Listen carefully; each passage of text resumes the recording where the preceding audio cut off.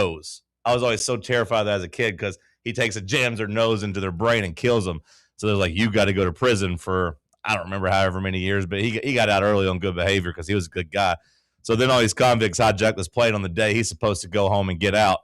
So then John Cusack's a federal agent. He's like, we got a good man on there. There's a guy trying to help us because, Nick Cage is throwing dead bodies out of planes with notes wrote on them to try to be like, hey, help. So then he's like, we got somebody on the inside. Then John Malkovich is trying to fuel up the plane and get to Mexico and do all this stuff. Yeah, he plays the bad guy. Cyrus the Virus. He is. Cyrus the Virus was his name. He kind of looks like a knockoff Stone Cold Steve Austin, if we're being honest.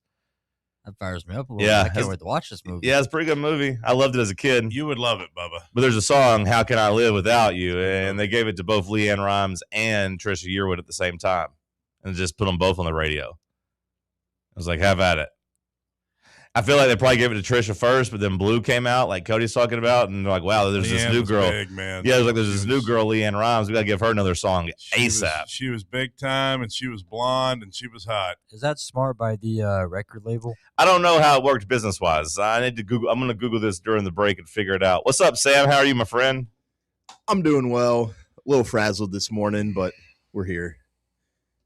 I have the classic of, like, the three options of, like, just AM, FM, and then Bluetooth on my car.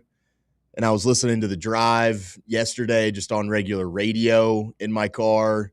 And then I get into my car this morning, and I was feeling solid, didn't really think anything of it. I set my phone just somewhere in my room while I was getting dressed, and then I guess I just walked downstairs and didn't do the old pat of the pockets check. And I was just listening to Fox National, I guess, and was just kind of zoned out in my drive. And then I pretty much pulled in, and I was like, I don't have my phone, and I would need that to do trivia. So I've done that before, I had to do a whole flip around. It does, yeah. You gotta have the phone, Mm-hmm. LeAnn Rimes, 1998. Apparently, she was just 15 years old then. Is that accurate? Well, that's okay. Is that grooming? It's okay because I was in kindergarten. So, was she really? I thought she was. So, how old is she now? I've always thought it was a cool name, LeAnn Rimes. Yeah, that's a good music name. Yeah, I mean, she was born in 82, so yes, she was. So she was young. Oh, wow. When that song came out. Yeah.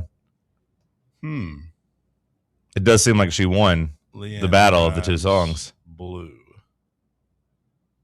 Okay, that came out in 1996. So, yeah. So, I had no idea she was a teenager singing that song. No, so lonesome for you. We'll talk some sports coming up. Bubba, we'll see if we can get these computers restarted. We'll see if we can get Sam situated. We'll see if we can hose down the big man as he's looking up LeAnn Rimes pictures. Stick with us. It's Talk Sports on Fan Run Radio. Can't get enough Fan Run Radio? Be sure to like and subscribe to our YouTube channel by searching for Fan Run Sports. What kind of day is it? It's a White Claw day.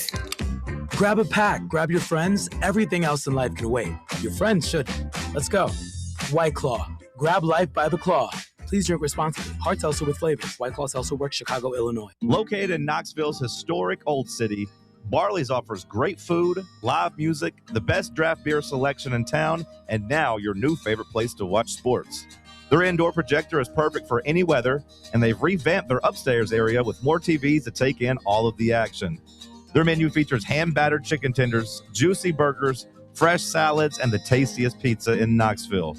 You can enjoy their happy hour drink specials daily from open until 6 p.m. Barley's Tap Room and Pizzeria. Welcome to Axle Logistics, where excellence isn't just a goal, it's an energy. As a leading third-party logistics company, Axle is powered by an award-winning culture built on a work hard, play hard mentality. Here, the drive for success is contagious and hard work never goes unnoticed. Whether you're just starting out or looking to level up, Axle Logistics is the place to launch your career. Join us and take your ambition to the stars. To learn more, visit axlelogistics.com. Hey, Vols fans, Cody Brown here. I grew up right here in Tennessee and know what it means when someone says, I've got your back. That's why you can trust Farm Bureau Insurance of Tennessee. Whether it's your home, your vehicle, your family's future, or the business you built from the ground up, We will show up for all of your insurance needs. We are Tennesseans who understand what matters, which is doing right by you. Insurance is not all about just paperwork and policies, but it's about the people we insure every day. So if you want insurance that hits home, give me a call at 865-992-3871. Go Vols. Are you ready for the start of a new season? Maybe looking for your team to go on a tournament run? Get game day ready with Crumble. Head on over to your nearest location and pick up 12 pre-selected cookies plus exclusive toppers. When you're looking for dessert options, there's no question about who you should call on. Our listeners already know. Last year, the Dubai chocolate was a home run, along with the brownie batter. Oreo crumb was another crowd favorite. What new flavor will set the standard this season? If you're in the Knoxville area, there are 3 locations ready to serve you: Clinton Highway, Parkside Drive, and Maryville. Download the Crumble app to build your best lineup and vote on the best combos. You can even put your bid in to request a new flavor. Order in the app and slide on over to your nearest location. Tell them Fan Run sent you, and as always, it's for the fans, by the fans. Don't miss the cookies.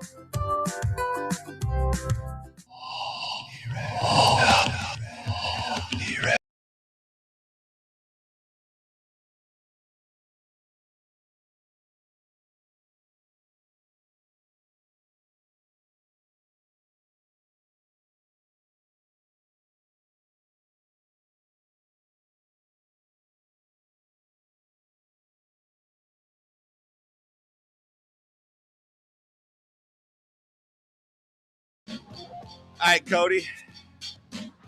Where do you want to start today?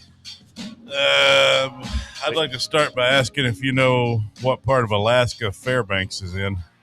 No, buddy. Yeah. I want to say it's southern Alaska, but I can't remember precisely. I got to try to outscore my friends on MapTap today. Sure. So far, I've nailed Sweden and Bologna, Italy. But I can't remember exactly where Fairbanks is. We'll see. Because we want to take care of you here on the show. If you like soda and you have a Weigels card, we get a free Coke today, courtesy of Carlin Pickens. Did she do? She did electric performance last night. She did the strikeouts, a lot of them. She did the deed last night. She did the strikeouts. That was a pretty fun game. People were fired up.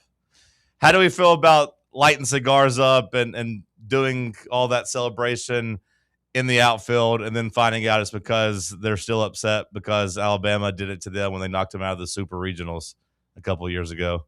I'm all about lighting cigars up anytime you beat Alabama in any sport. Do we feel like we got our lick back from that? Because whenever it was cool seeing the celebration, and I was like, oh yeah, you took down what, the number 2 team in the country, number 3 team in the country. I was like, hell yeah. And then it's like, oh, it's because they did it to us. I'm like, oh, when they knocked us out of the tournament and went to Oklahoma City, I was like, oh, I still give them the leg up there. I think, man, let the girls be happy. No, I'm happy, and it's growth. And like I said, Carlin Pickens came in and 5 innings struck out 11 people. I mean, they couldn't touch her. I mean, that was pretty dominant of a performance from her. Did give up the 1 run, but who cares when you strike out 11 when no one else even touches the ball? I was way off on Fairbanks. Lima, Peru. I know about where that's at. Yeah, she was great last night. It was good to see the girls get a win, but I'm all about lighting up cigars. Sure. I think you should smoke a cigar whenever you want to smoke a cigar. It just, I don't know. I'm 100% on board with celebrating whenever you accomplish something. I think you should. But like there is some time in the back of my mind where I'm like the Nuggets last night celebrating, and I was getting really annoyed by the Nuggets celebrating and their fans celebrating. I'm like, okay, first of all, you're down 3-1. You've been labeled as soft this entire series. You look like frauds, and also I don't know if this counts because A, you're still down 3-1, but B, you waited until like Anthony Edwards and Dante DiVincenzo got hurt. Like, okay, you're really going to rub people's face in it whenever you're only winning because 2 people are hurt? I don't know if I'm allowing that celebration last night. I thought they looked pretty lame doing it last night. Doing the whole tough guy thing once a team gets hobbled and is missing 40% of their starting lineup. And then their sixth man got hurt last night too. Now he came back in the game, but I was like, this feels a little weak, if you ask me. Well, I think anytime you achieve an athletic accomplishment, it's okay to celebrate it, especially when you're playing at the highest level. I don't think it's going through those guys' mind of, does this look good PR wise? It's they're in the spirit of the game, man. Spirit of athletic competition. Like if the Pistons, come out in Game 5 and start beating up the Magic in Game 5, I would just hope that they would have a little bit of, self-awareness that they're the 1 seed still down in the series. But maybe you got to get yourself going, I guess. Maybe you got to just try to puff your chest out and pretend like you are the king of the series. Yeah, I don't think they're looking at it from a PR angle.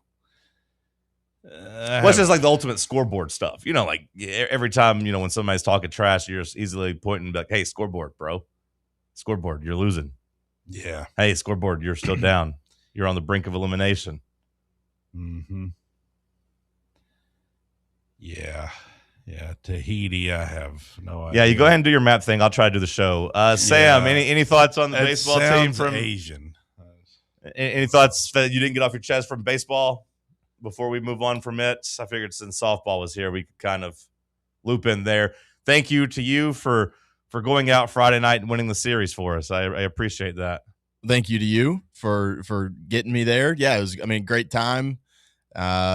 Did feel like there was kind of some juice back in the stadium a little bit. And good. You got that, that nice rally to really kind of put that game on ice. And I don't know. I think it's going to continue to be a thing with Tennessee. I think consistency is now the name of the game. You see the potential with this team and how, at their best, they can go out there and kind of put good teams away. And you saw that in those last 2 games of that series. Obviously, that first game was not exactly what you were looking for, but great bounce back from the guys. You obviously get huge pitching performance from Coons there to really kind of save your bullpen, I feel like, for Game 3. And then you just got big performances from everyone. And I think you're, starting to see guys that kind of just come up big in those clutch moments. And feels like the young freshman Trent Grindlinger is one of those guys for sure. It really just turns out that I just have to give up on the boys for them to play good. I gave up on them before Mississippi State. They swept. I got back on board for Mississippi State. They looked terrible. After we got our ass kicked in Game 1 on Thursday, I said, you know what, I'm back out. And then they turned around and played maybe their best day of baseball all season in the doubleheader sweep of Alabama. So maybe I just need to stay on the other side. Maybe I just need to keep my ass at home and not pay that much attention to it. Because I got to be honest, on Friday for the doubleheader, I checked the score of the first game. I was like, all right, cool, nice. And then I checked the score of the second game. I was like, oh, cool, nice. I didn't really pay much attention to it, and the boys played their best day of baseball. So maybe I'm the problem. I don't know. And my team got their ass kicked on Saturday night in front of me with the Hawks. That was brutal. Yeah, maybe I'm just bad luck. Maybe I just need to chill. I felt bad for you there. I was watching that game, and I was just like, yeah, this isn't going to get closer. No. Maybe I'm just the problem. Maybe it's me. Morgan Wallen / John Reed. Or Taylor Swift, I guess. I was thinking Taylor Swift. Doesn't Morgan Wallen have a song about being the problem too? I'm pretty sure. Yeah, he does. Yeah. He does. I think it's called The Problem. Yeah, I thought so too. Or something. He's like, I don't know. If you're the reason, maybe I'm the problem, or something like that. For the Lady Vols, that was a big series win over Alabama. And much like in the baseball series, got kind of smacked in the first game, and it was kind of a gut check time, and they responded not so much with their bats, but with the strength of the team, which is the pitching staff, to get run ruled on Saturday, Game 1, 12-0, and then bounce back and win the next 2 games by a combined score of 6-1. That's pretty impressive. Your pitching gave up 1 run over the next, 14 innings? That's pretty good. Yeah, they're 40-8. They got a pretty good squad. They finished the season, the regular season, this week in Como. They go to Missouri. Do you know where we're at in the SEC standings? Near the top. I would imagine like maybe 3rd or 4th. According to the website, secsports.com, we are looking at 6th right now. Wow. We lost. Now, I don't know if this is updated. Series. Do we know how many SECs? It doesn't feel like it would be updated because it says 14-6, and I'd imagine last night was the 21st game. We lost 7 series. You know, it's three games each. Good logic. Yeah. We lost a series to Florida. I know that. And so I'd imagine we are now actually in a 4-way tie for 3rd place with Alabama, Texas A&M, all at 15-6 in the conference. You're a game behind Florida, and you're 3 games behind Oklahoma, who apparently is still a tank. They always are. Yeah. Yeah. Although I did see Oklahoma and Texas, you know, they play some good ones. Texas, the state of Texas, in the forefront right now of college athletics. The big story of the day yesterday, Brendan Sorsby. Oh, boy, Brendan Sorsby. We got our first case, Cody. We got our first case of an active, really good player being wrapped up in a gambling controversy. It's quite a situation there with old Brendan. I don't know if your friend group is the same as my friend group, but they all got kind of the battered Vols stuff going on. So they're like, oh, can you imagine what would have happened if he'd have been at Tennessee? Oh, we dodged a bullet. So lucky. This is so Tennessee. I can't believe it didn't happen to us. Yeah. I mean, the poor guy's going to have to check into rehab for gambling. What do you think the over-under is for how many days it takes him to recover? It is funny how he ends up in rehab. Like, I don't think he has a gambling addiction. I don't think it's an addiction. I think he's fine. I think he got caught, and now he has to look like he has an addiction. I think, now look, he was doing some degenerate stuff, but the fact that he was doing degenerate stuff like $1 at a time in some instances, I think he was just having fun, had some money to blow, and was bored. Clearly. Him at the Cincinnati Reds game betting live pitches. Old Brendan Pete Rose Sorsby. You know that meme of the guy like diming, or he's mining for the diamonds or whatever, and he's like still just hitting dirt, but there's the wall of diamonds behind him. But he turns around. But he quits. Yeah, someone said like Brendan Sorsby betting Indiana football in 2022. It's very accurate. Like, he was onto something there. He could have been rich over the next couple of years had he just stuck with it. Had he just kept going, you're right. He would have reached diamonds and gold. I think I agree with you that he's not addicted, but I feel like also only betting like $2 at a time when you have that much money in your disposal just means like he has to have action on the line. It's more so maybe just like, hey, man, baseball's boring, and if I'm going to be there, might as well be able to enjoy something. Might as well put some skin on the game. Look, do you consider Cody addicted to gambling? Right now, yeah. I would suggest to Brendan Sorsby to start looking at some NBA alternates.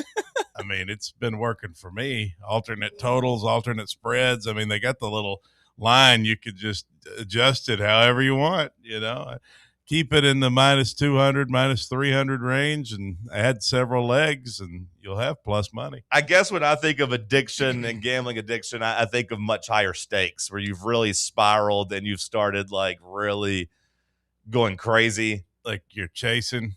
Yeah, or just whenever you're telling me you're just betting $1 on pitches. I mean, like, that is degenerate behavior in terms of like, get a grip, brother. But like at the same time, if he's betting like hundreds of dollars on first pitches and pitches, I'd be like, okay, this guy's got it bad. But first pitch or just $1 a pop, that to me doesn't really feel that way. Well, I mean, probably not when you have the money that he has.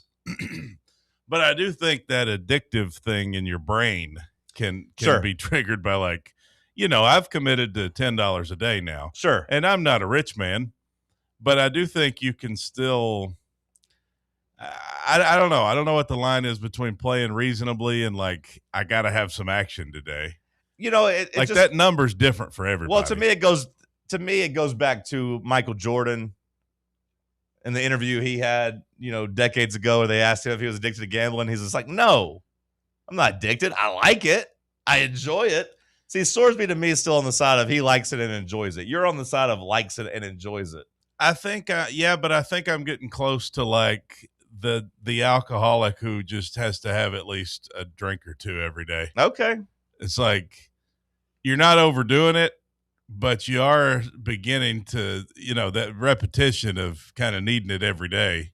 I know people. I've met people. I've dealt with people that I felt like was addicted. I just don't try to throw that word around loosely. This guy just likes a little action. But we'll see. We'll see. But that pattern, it's the pattern for me. Like that turns addictive, I think. Yeah, but you could break it. I don't have to gamble on the NBA. Like when the season's over, I won't be. Yeah, when the season's over, you're not all of a sudden going to be doing Chinese basketball. I don't think I will be. Or baseball home runs and stuff. I don't rule it out. Okay, maybe you will be.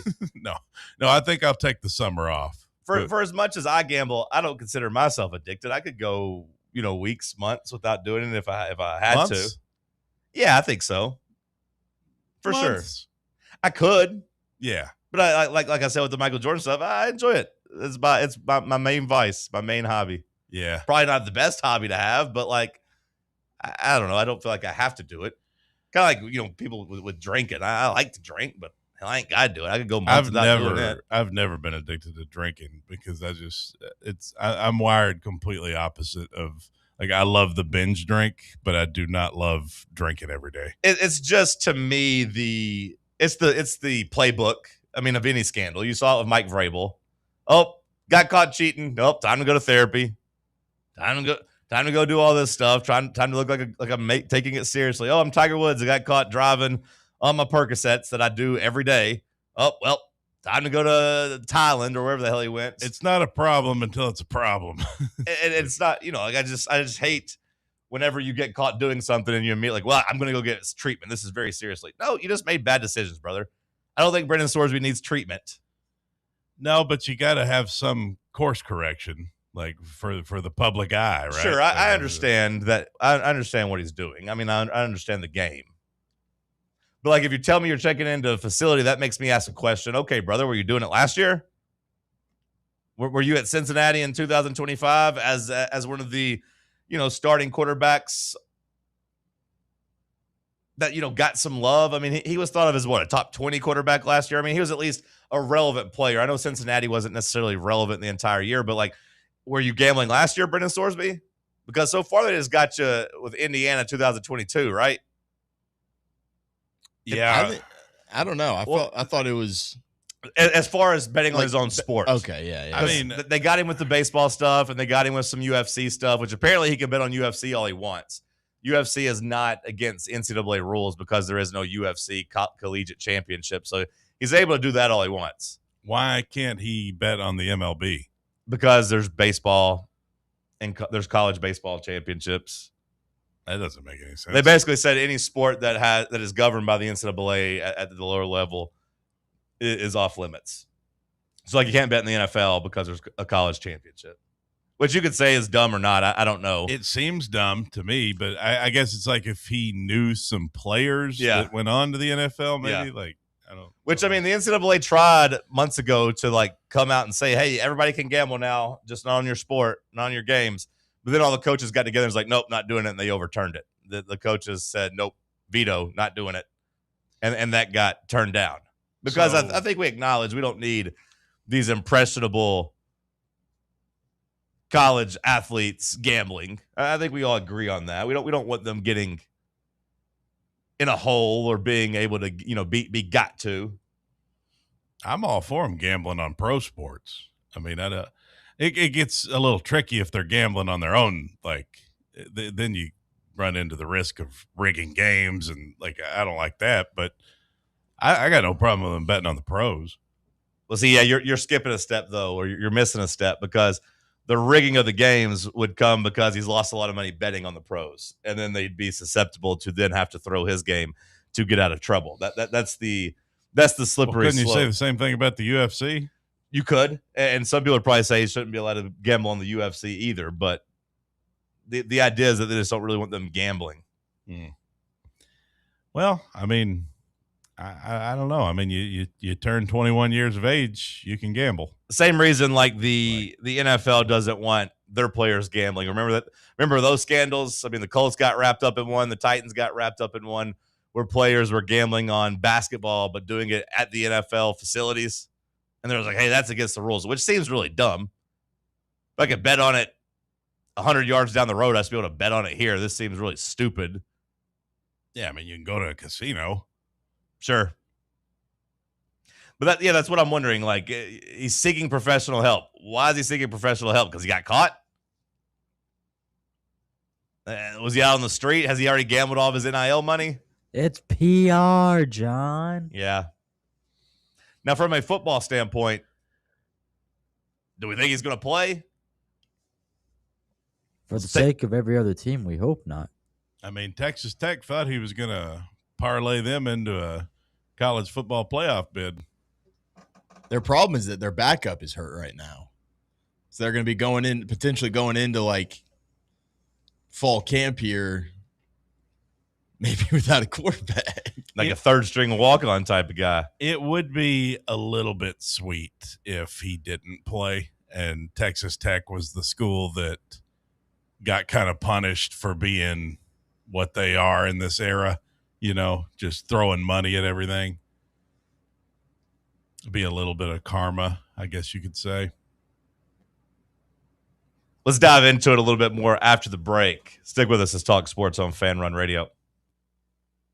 Here at Fan Run Radio, we're not just some podcaster streaming from his mother's basement, but we're also not a bunch of mouthpieces on state-run radio telling you what we've been told to say. We're the flagship station for Tennessee fans. This is Fan Run Radio, Knoxville. Okay, so we really need uniforms and equipment for this season. Can I trust you with that? Cool, I'll just order them online. What? Yeah, I'm going to hop online and I'm going to get them ordered. Hold up. That's not a good idea. We shouldn't just spend money on some random online retailer, okay? I mean, it seems pretty convenient. Trust me, it's a terrible idea. Let me simplify this for you. SM Athletics. Okay, how do you pronounce it? SM Athletics? They're the go-to for uniforms and equipment, whether it's for universities, high schools, youth leagues, you name it. So why wouldn't you rather go with professionals who can guide us through the process, design the perfect uniforms, and deliver the best equipment? Yeah, I guess that makes sense. What's the name again? SM Athletics. Right. It's definitely smarter to go with a company that emphasizes customer service, fair pricing, and, of course, excellent products. Exactly. So, yeah, I guess it's settled then. For uniforms and equipment for all sports, it's SM Athletics. At Knoxville Insurance Group, they understand the challenges many consumers face when searching for insurance coverage. That's why whether it's for you, your family, or your business, they create a coverage plan specifically for your unique needs. Knoxville Insurance Group is an independent firm, which means they aren't beholden to just one insurance company. They search multiple companies acting as your negotiator to find you the best possible policy and price. Start a quote in minutes at KnoxvilleInsuranceGroup.com or call them today at 865-694-9788. Planning for spring at Lowe's means big savings on outdoor power equipment, and Lowe's knows nothing feels better than free. Buy one select Ego string trimmer, leaf blower, or mower kit. Get one select 56-volt battery free. That's up to a $299 value. Power through spring with Ego, the #1 rated brand in cordless outdoor power. Because Lowe's knows home improvement. Valid through 4/3 while supplies last. Selection varies by location. A brand built in Tennessee and born from the love of the game, Inward Half revolutionizes golfing comfort. Crafted by a former pro and dedicated enthusiast just like you, our luxury performance wear guarantees you stay cool and comfortable through every swing and every day. We're not just a brand. We've set out to create a lifestyle for those who understand that impeccable style and premium performance are a hole-in-one. Enjoy the walk-in with Inward Half. Are you thinking of buying a home but don't know where to start? Well, call VFL Josh Travis, your local mortgage expert with Foundation Mortgage, based right here in Knoxville. Whether it's your first home or your forever home, he'll keep the process simple every step of the way. To get started, visit mortgagebrokerjosh.com or call 423-312-9777 today. Foundation Mortgage Company, LLC is an equal opportunity housing company. NMLS number 1387311. Good morning, Knoxville. I'm Aiden Sidoti, and this is your TalkSports update for Tuesday, April 28th. Tennessee baseball is wrapping up a 9-game homestand tonight against West Georgia after a series win over Alabama as freshman left-hander Cameron Appenzeller makes his first career start on the mound, with first pitch scheduled for 6 p.m. Eastern on SEC Network Plus. In the MLB, the Cleveland Guardians are calling up former number 1 pick Travis Bazzana to make his MLB debut Tuesday night against the Rays in Tampa after being the first selection in the 2024 MLB draft. In the NBA, Desmond Bain scored 22 points and Franz Wagner added 19 as the 8-seeded Magic beat the 1-seed Detroit Pistons 94-88 Monday night to take a 3-1 series lead. For the latest on all things Tennessee baseball, head over to fanrunradio.com or check out the new Fan Run Sports app. And now back to you guys in the studio.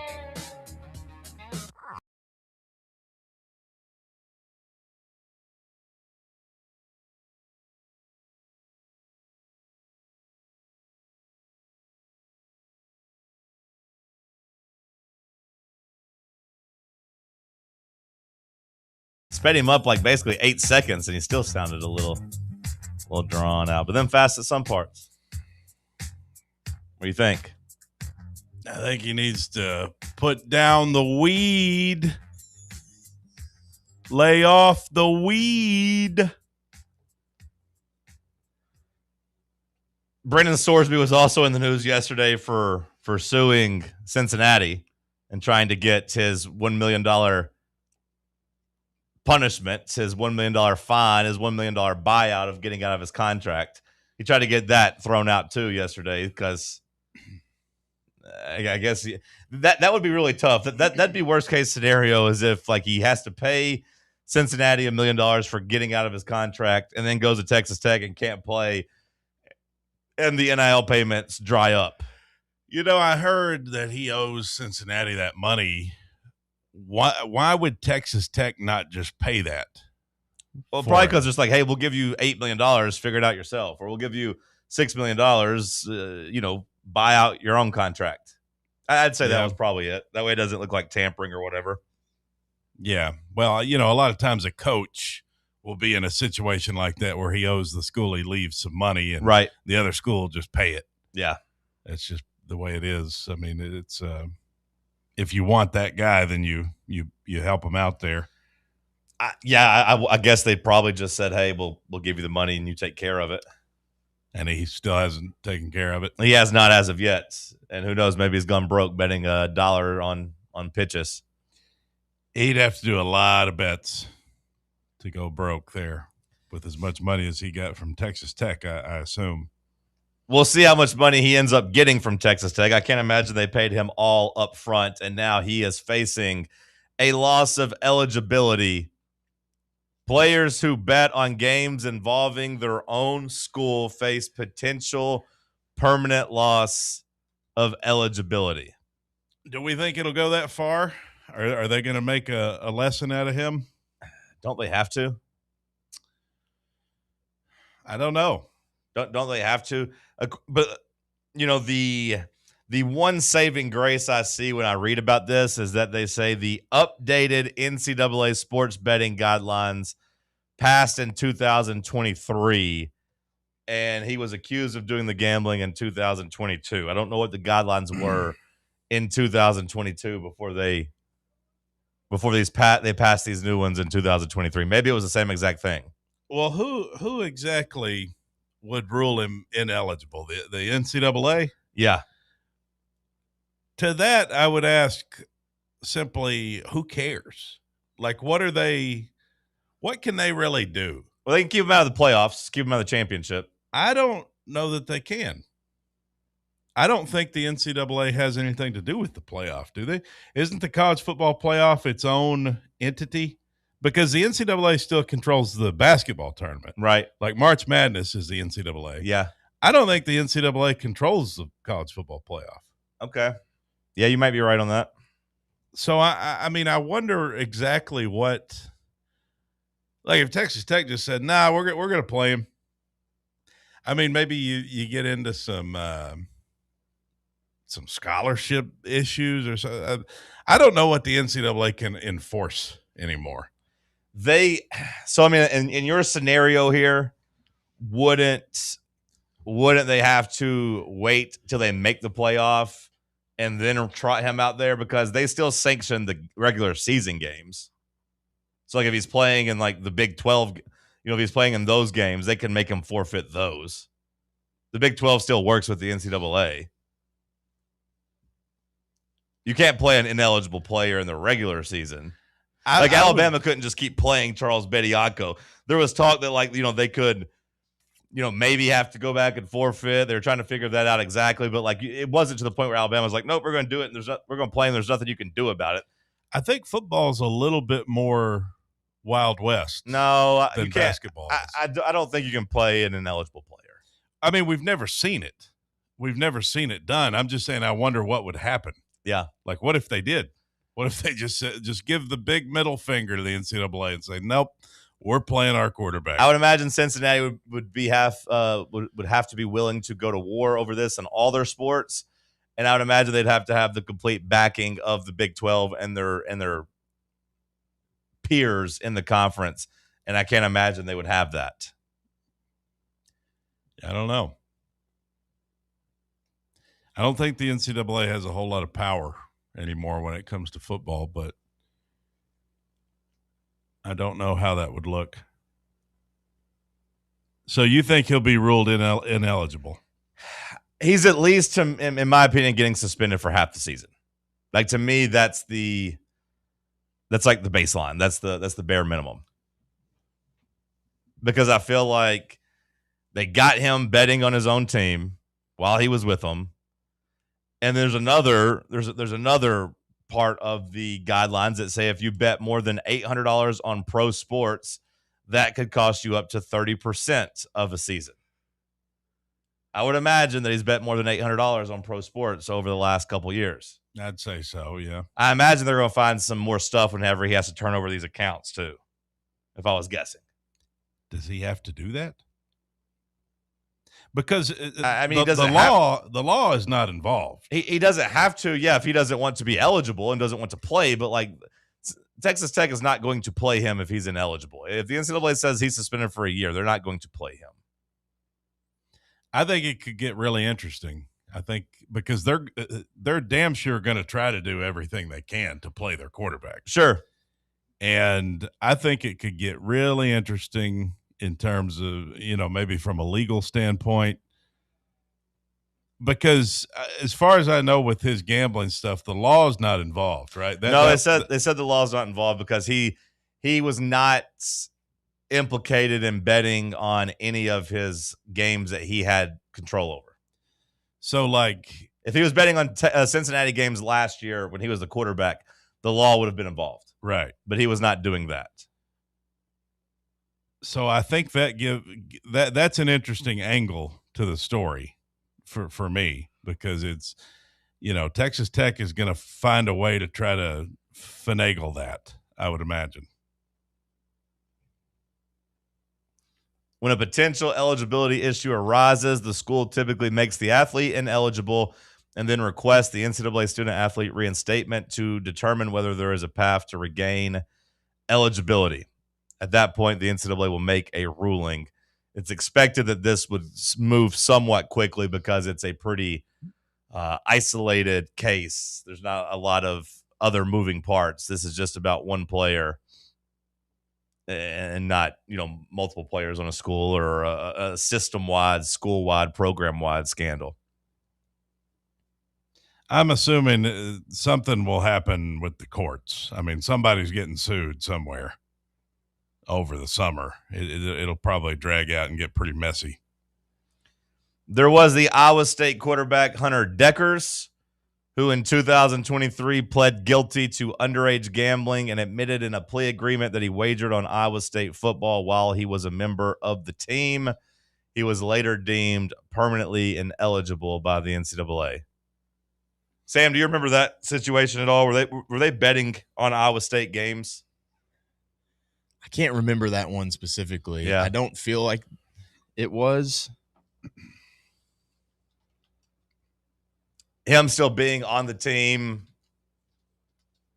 I would imagine he wasn't a red shirt, so Maybe being a red shirt and not being with that program and being with that team anymore might be some type of saving grace. But yeah, I think at the very least he's missing half the season. Sam, what's your call as we sit here towards the end of April, waiting on a ruling here?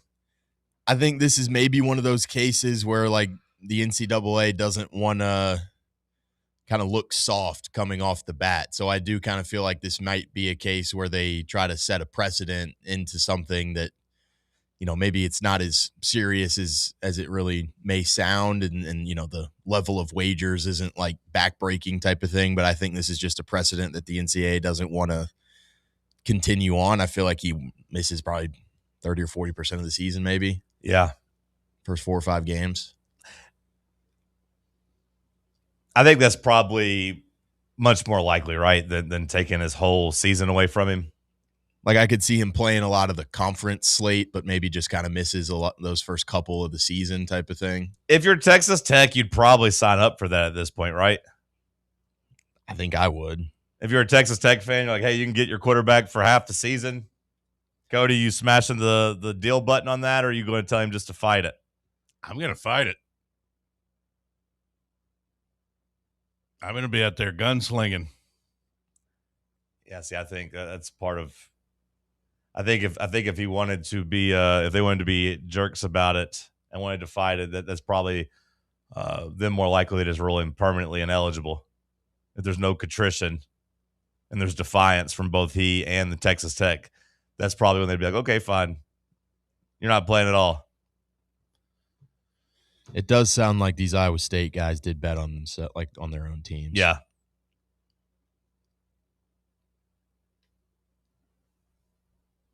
I mean, it doesn't seem like Sorsby did anything illegal other than it being against the NCAA rules. Yeah, no, it seems like he is in legal. He's okay there. Whereas the Iowa State guys, yeah, they were underage gambling at the very least. Which I don't know how old Sorsby was in 2022 and what the law is in Ohio. Do you think this could potentially be something that Texas Tech is like trying to get ahead of, and they think that there's other people, you know, other prominent players out there that probably are just gambling too, and they're like kind of, you know, taking the fall here and be like, oh, we're going to put them into a program type of thing, and maybe they're just kind of hoping that other people have this same problem. And as much as I've read about it, I haven't seen anyone really say how he got caught. Have you seen that? No, I haven't. Cody, have you seen that? Did he come clean? Did he get caught? So he's like, okay, I'm going to rehab. And then it becomes a story because like I think that matters too. I'm curious how they caught him. I want to hear from Cody Campbell because he's just going to throw more money at it. I don't know, man. They're saying the money fountains in Texas Tech out at Lubbock drying up a little bit. Well, I think they're drying up for some things. Yeah. But I think football, if anything, he's going to try to get that quarterback eligible. Sure.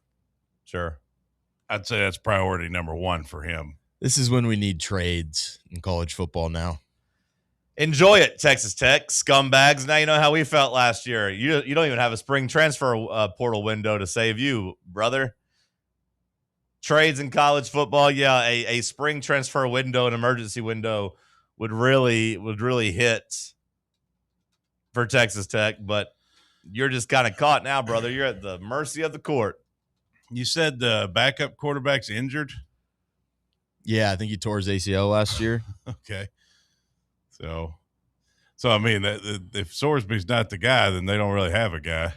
Sorsby maybe facing ineligibility. Sam Levitt, his foot's all banged up, having to have surgery. Backup quarterback Will Hammond returned to throwing in the last 10 days. Optimism, he should be healthy by week 1. Time to hold out, brother. Time to get you a new NIL deal. Yeah, that's what he ought to be doing.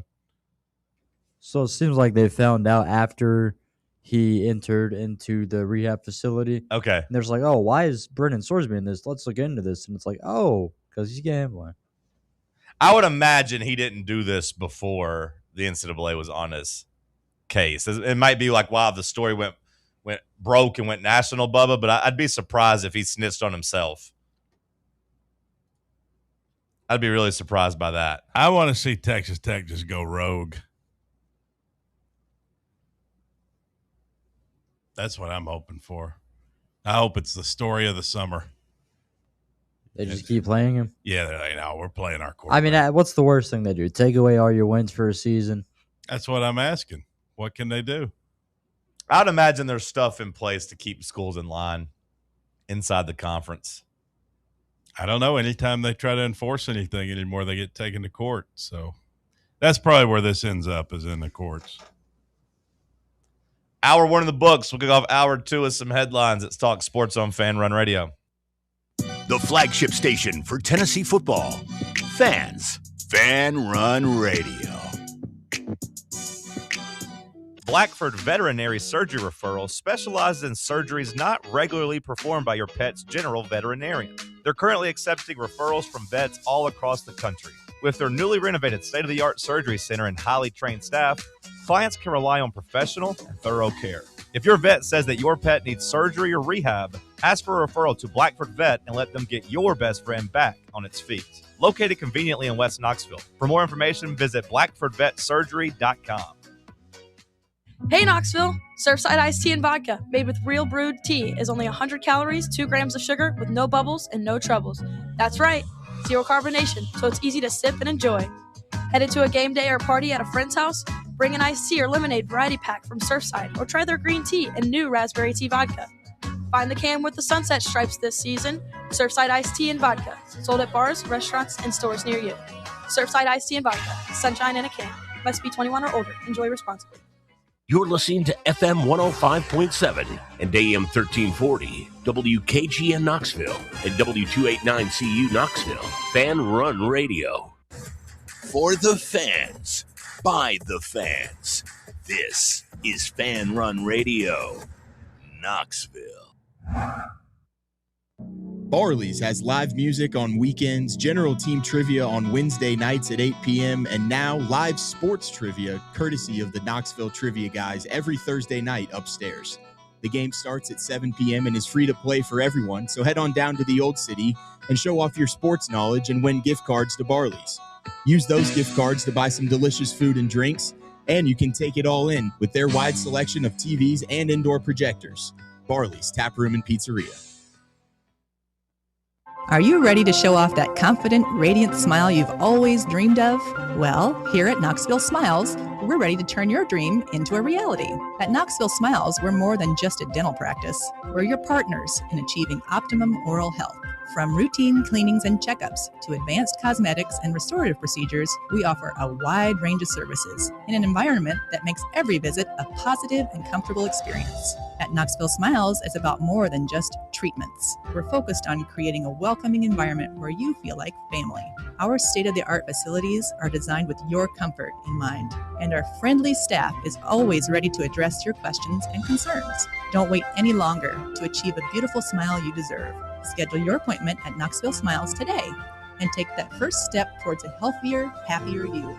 Call us at 865-539-1776 to book your appointment today, or just visit our website at knoxvillesmiles.com. All right, what do you have? Better halftime show?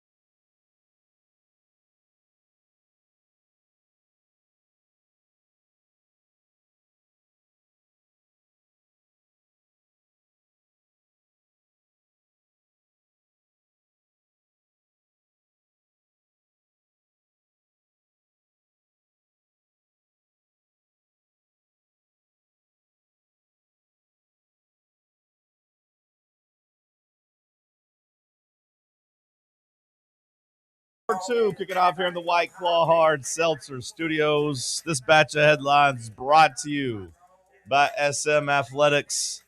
If you have any screen prints or embroidery needs for your business, your club, your organization, if your sports team needs any uniform or equipment, give SM Athletics a call, 865-966-3434, or online at smathletics.com. Shop with a local brand that you can trust. The good folks here at SM Athletics. Let's hit some Hour 2 headlines. What you got, Big Mac? Thank you, John. You're welcome. Well, tell me what you think about this headline. Tell me, do I just have a dirty mind? Okay. Or could they have written this better? Okay. Flag edges Knipple in tight Rookie of the Year vote. I think you just have a dirty mind. I don't know, man. I don't know. Sounds a lot like nipple. We got edge. We got tight. You could have just said, Cooper Flagg wins Rookie of the Year. It was a very tight race, though. I think the closeness of the race is noteworthy, newsworthy there. Would you have just said close instead of tight? Maybe. Cooper Flagg tops Con Knipple. Would you prefer beats? I don't know. I feel like you'd have said that was sexual, too. I don't know. But Cooper Flagg did edge out his former teammate for the Rookie of the Year honors. This was a fun race all year. It was back and forth. It looked like Concanipple had it locked up with about, a month left of the regular season. Then he kind of hit a wall, including, the week where voters weren't supposed to be paying attention during the play-in tournaments. But since Luka was suing and trying to get eligible for awards, people didn't have to cast their ballots until the end of that week. Knipple threw up 2 stinkers in those games, and I do think that was probably reason enough that Cooper Flagg surged in front of him. Well, now pushed to the brink, the 60-win Detroit Pistons, quote, vow to be better. It's making me mad because people are online or comparing them to the 2015 Hawks, who are the 1 seed, and then it got beat by LeBron, which there's no shame in getting beat by LeBron and Kyrie. I mean, what the hell are we talking about here? Yeah, LeBron doesn't play for the Magic. And it's not like we had a superstar like Cade Cunningham. I mean, like we and not to bring up old stuff, but Bubba, Sam, you can look it up. The New York Police Department, the NYPD, literally broke our best defender's leg earlier that season. Look it up. Look it up. Our best defender, I'm not going to say that he would have stopped LeBron James by any means, but he might could have slowed down J.R. Smith. And the NYPD, the crooked NYPD, broke our best defender's leg as he was an innocent bystander outside of a nightclub when a random other fight broke out, and they tackled him to the ground and broke his leg. Why did they do that? Because they saw a big, scary black man, I guess. That's the way I viewed it in 2015. So they took him down, broke his leg. So we didn't have our sixth man or best defender. The NYPD broke his leg. Huh? Funny how they don't bring that up on their little precious tweets. Interesting. Hey, here, go guard LeBron without your best defender. Not to mention also, although I'm going to mention it, Matthew Dellavedova, very, very dirty player, also hurt Kyle Korver in the series. Dove at his ankles and hurt his ankle. Just another reason for you to hate the Knicks, huh? Well, that was the Cavs. Well, I know, but the NYPD you said broke his leg. Yeah. Was Jaden Ivey right? That no one cares about the Detroit Pistons? That nothing good will come to them? I mean, maybe.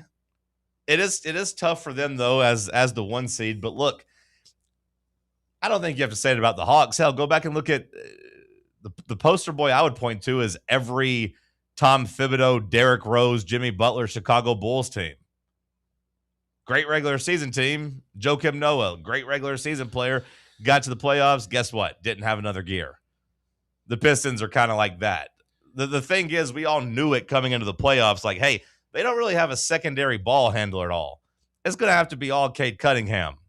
They don't really have any reliable shooting. Like, Duncan Robinson is known to choke in the playoffs. I thought Jalen Duren, who might be, an all-NBA player, would be a little better, but he's getting punked. And not only is he getting punked, he's getting clowned by his ex-girlfriend, Angel Reese, who dates Wendell Carter, who's on the Magic. So every time something bad happens to Jalen Duren, she's posting about it on Instagram. And did you guys see that dunk last night? He got absolutely demolished under the rim. Jalen Duren did? Yeah, not by Wendell Carter, but by another guy. But that guy absolutely unloaded on him and blasted all over his face with about 4 minutes left in the game, just absolutely posterized him. You want to see this? Look at this dunk. I guess there was a little bit more time than I thought. There's about 8 minutes left. But this might be one of the best in-game dunks I've ever seen, especially considering it's the playoffs. Okay. There wasn't much of a reaction for how impressive of a dunk it was. Yeah, it's pretty nice. Reaction by him or by everybody? I think both. The guy falls down after Well, that. the guy fell down. He kind of looked at him, but you can't get a technical at that point. That guy's a bench player, so like he can't really do anything that's going to take away. His dunk made it a 4-point game, so like he couldn't really go too crazy. Well, Jalen Duren says they're battling the refs, and he still thinks they're the better team. I understand why he thinks they're the better team. I don't feel like they're battling the refs, though. Like last night, Scott Foster, the extender, was there, and he was doing everything he could in that fourth quarter to give Detroit foul calls. Detroit was shooting a whole bunch of free throws in the fourth quarter. You got to throw Tobias Harris in there, too, who's kind of a notorious postseason choker. He's kind of the Pistons' second best player, and I feel like at least he has been in the playoffs because Duren's been struggling. I feel like if Tobias Harris is your second option, that's probably not a recipe for postseason success. Now, he did score 20 points last night. 8 of 17 shooting's not terrible, but 0 for 5 from 3. Jalen Duren says they're scoring off our mistakes. We're shooting ourselves in the foot. I think we're the better team top to bottom, but we can't keep digging ourselves in a hole. Then we're battling ourselves, that team, the refs. It's a really, really bad stretch for Cade Cunningham, who, came back from a collapsed lung to play in the playoffs. But like the last 3 games, Cody, he's been historically bad. No player has ever had 24 turnovers in the playoff game, 3 games in a row. Like he's had 8, 9, and 7. You add that up, that's 8 per game. That's 24 turnovers. You ain't going to win a lot of playoff games if you're turning the ball over 24 times. Your best player. The Pistons are just the third team to win 60 games in the regular season and trail 3-1 in their opening series. Just the third team? According to ESPN research. Do you have the other 2 teams? Yes. Is one of them the 2007 Mavericks? Is that one of them? That's one of them. And they got beat. Golden State punked them, kind of like Orlando's punking Detroit. That Golden State team just really, really swarmed up and swallowed Dirk Nowitzki. The other one, is it old or somewhat recent?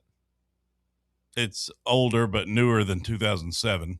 Okay, so that's what I meant. So newer than 2007.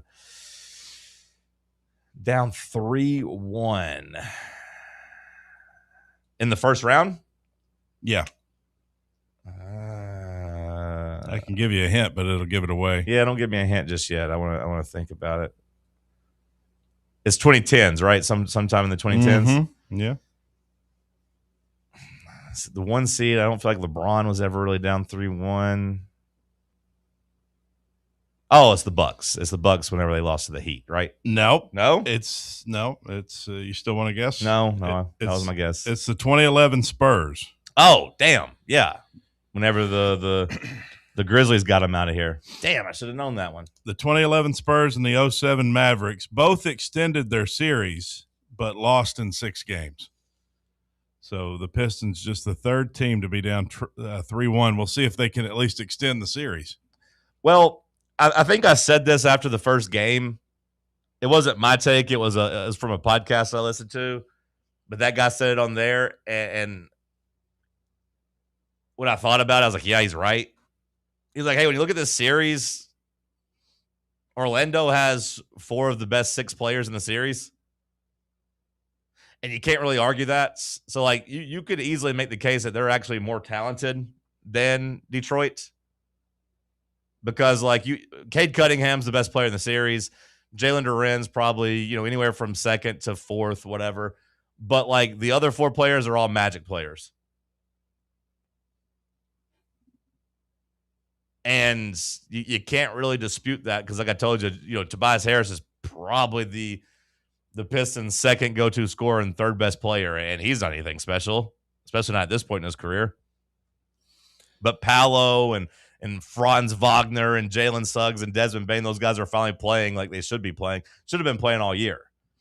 A lot of people thought they'd be like a top 3 seed in the playoffs and be an Eastern Conference finalist team, and then they stumbled out and got to an 8 seed. But, if I'm them, we're up 3-1. I feel good about winning this series. And then, hell, give me either Cleveland or Toronto next series. And I feel like if I'm Orlando, I'm like, hey, we're an 8 seed, but we can get to the finals this year. What else you got? Well, today it appears Tennessee baseball will play West Georgia. They're going to start Cam Appenzeller. Do they say why they're starting Cam Appenzeller? He will get the ball to close out the 9-game homestand on Tuesday evening against West Georgia. I imagine this is twofold. I imagine, Sam, they want to stretch him out a little bit because he's probably going to have to be able to be a starter either in the SEC tournament or in a regional tournament, especially, if you lose a game in the regionals and you have to battle back out of the loser's bracket, you need to find a 4th and a 5th starter just in case. Plus, I feel like Appenzeller needs a good performance under his belt. Give him a little confidence. Yeah, he hasn't pitched great his last couple outings, or at least his last outing. You need to kind of get him in there and let him kind of dominate a lineup. Both those things make sense to you, Sam? Yeah, I mean, I think he got roughed up a little bit versus Ole Miss and Alabama. So yeah. I think that's just kind of a, confidence boosting start, like you said, and give you a couple innings, get you to probably the 2nd or 3rd inning, and just kind of get him back in his rhythm. Yeah, I was gonna say I do wonder how many innings they're going to give him. I mean, typically they try to, give a lot of people a chance here in these midweek games, and I don't think they want to burn him for an extensive amount of time to kind of, turn this weekend status into question at all either. So yeah, I was gonna say 3 innings, but that even feels like it might be too much. It might just be 1. I'd guess 1 or 2. Yeah, depends maybe on how many pitches, but like you said, they want to let other guys get some work too, and they're gonna want him to be able to pitch this weekend. Now, whether or not they want him, available for game 1 or like game 3, I don't know, or game 2 if Tegan Kuhns can't just be a monster again. Well, speaking of all pitchers, speaking of Tegan Kuhns, he was named the SEC Pitcher of the Week. Good for him. So well deserved. He's been a stud. His performance, going 8 innings, a complete game.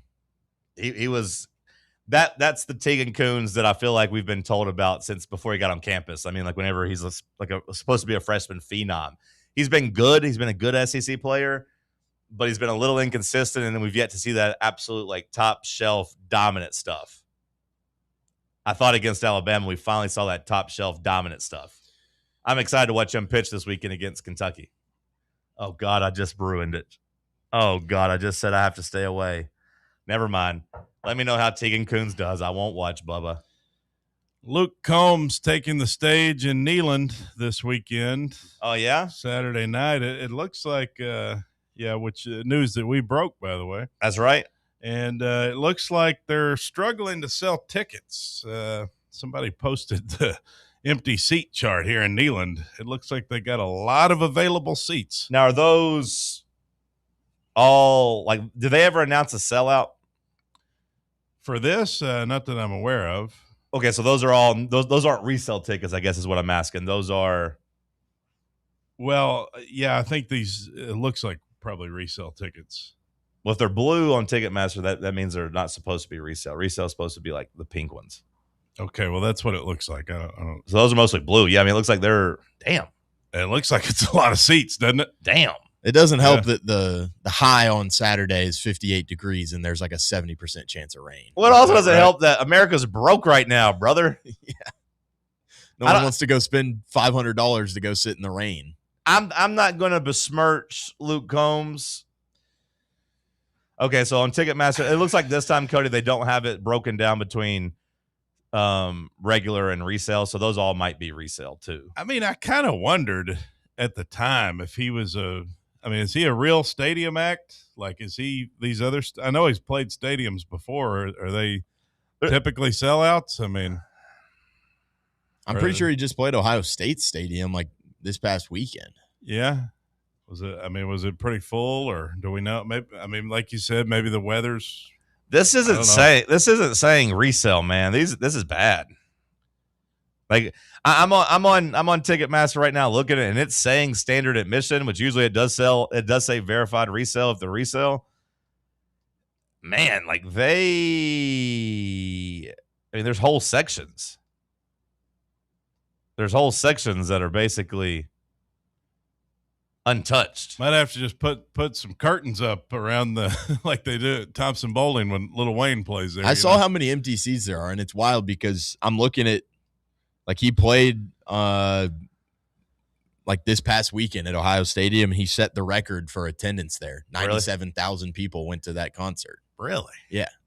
I understand what you're saying about the weather, Sam, but like these tickets have been on sale for 8 months now. Mm-hmm. I don't think people knew the weather was going to be bad like 8 months ago. I wouldn't be surprised if there was some like cheap tickets for resale because hell, when you let 60,000 people in, something comes up. Do you think our people are like, man, we saw Morgan Wallen, and that was like, I mean, it might be. He's an East Tennessee guy. Yeah, so no, like, it might be. Maybe Luke Combs just ain't got juice right now. I mean, when's the last time he's had a hit song? well, I don't know, but Sam just told you last week it's 97,000 at Ohio Stadium. Yeah. Maybe we're a little desensitized to country music down here in Knoxville. Maybe that's a big deal for a big country artist to go to Columbus. I don't know how many. I feel like I'd take a Luke Combs concert every day out of the week over Morgan Wallen. Not in East Tennessee. I mean, yes, but I'm saying like in East Tennessee, like people are going to rally behind that guy. Well, that's what I'm saying is maybe people are like, man, we saw Morgan Wallen last year, and it's going. But like we're not going to top that. Those numbers, did like 50,000 people go to that concert? Just like he's from East Tennessee. I don't know. I mean, well, there's also I think it's important to say there, Sam. There's also some novelty of like we don't really get many concerts in Neyland Stadium, so like that was the first one since Garth had done it 7 or 8 years ago. That's true. I was really looking forward to this weekend making some money Ubering around it because I figured it'd be a big day. But I think it might just be like a Lady Vol softball game going on. I think you'll still have a good Uber night, but like. Well, they changed the traffic plan down there. I was going to say, I do think that probably plays into it too, because I know a lot of people who went to Morgan Wallen that was like, that was a disaster, and it took 5 hours, 6 hours to get out. Yeah, it's miserable. So, like, if you're actually weighing that, I like Luke Combs all right. Do I want to sit in traffic for 6 hours to see Luke Combs? And then you're looking at the weather, and it's 58 degrees. I'm good on that. But, like, I do think there's just a problem too, because, I know you got what you guys are going to say, but I've been seeing a lot of stuff about Post Malone, who's trying to do a stadium tour as well. Him and Jelly Roll, and like all their locations. That son of a. Well, all their locations just like are really having trouble selling. Imagine the smell of that tour bus. Yeah. I'd be okay with Post Malone. Yeah, but like they're having trouble. He's having trouble selling his stadium. Like it's just people aren't paying for it right now. It's weird though, because it's like I've seen Luke Combs before, and that was at like a racetrack where there's over 60 to like 80,000 people roughly there for him. Yeah. I don't, like I said, I don't know if he just doesn't have juice right now. I don't know if Knoxville is just like, we don't want to do Neyland Stadium again right now. It was too many concerts happening around here. It's also expensive, man. I wonder what the weather was last weekend in Columbus. I'd say better than 58. Yeah. But again, these tickets have been on sale for 6-7 months now. Yeah. I mean, the students are still here. Like, it's not like you're missing, like they picked a weekend where everybody's gone. Like, I don't know. I guess there's just no juice. Half those kids are going to wait for after the headliner to get 4 songs in before they buy tickets and say, hey, you're in our seat. You can just say, brother, we've already been here for like 5 hours. Where have you been?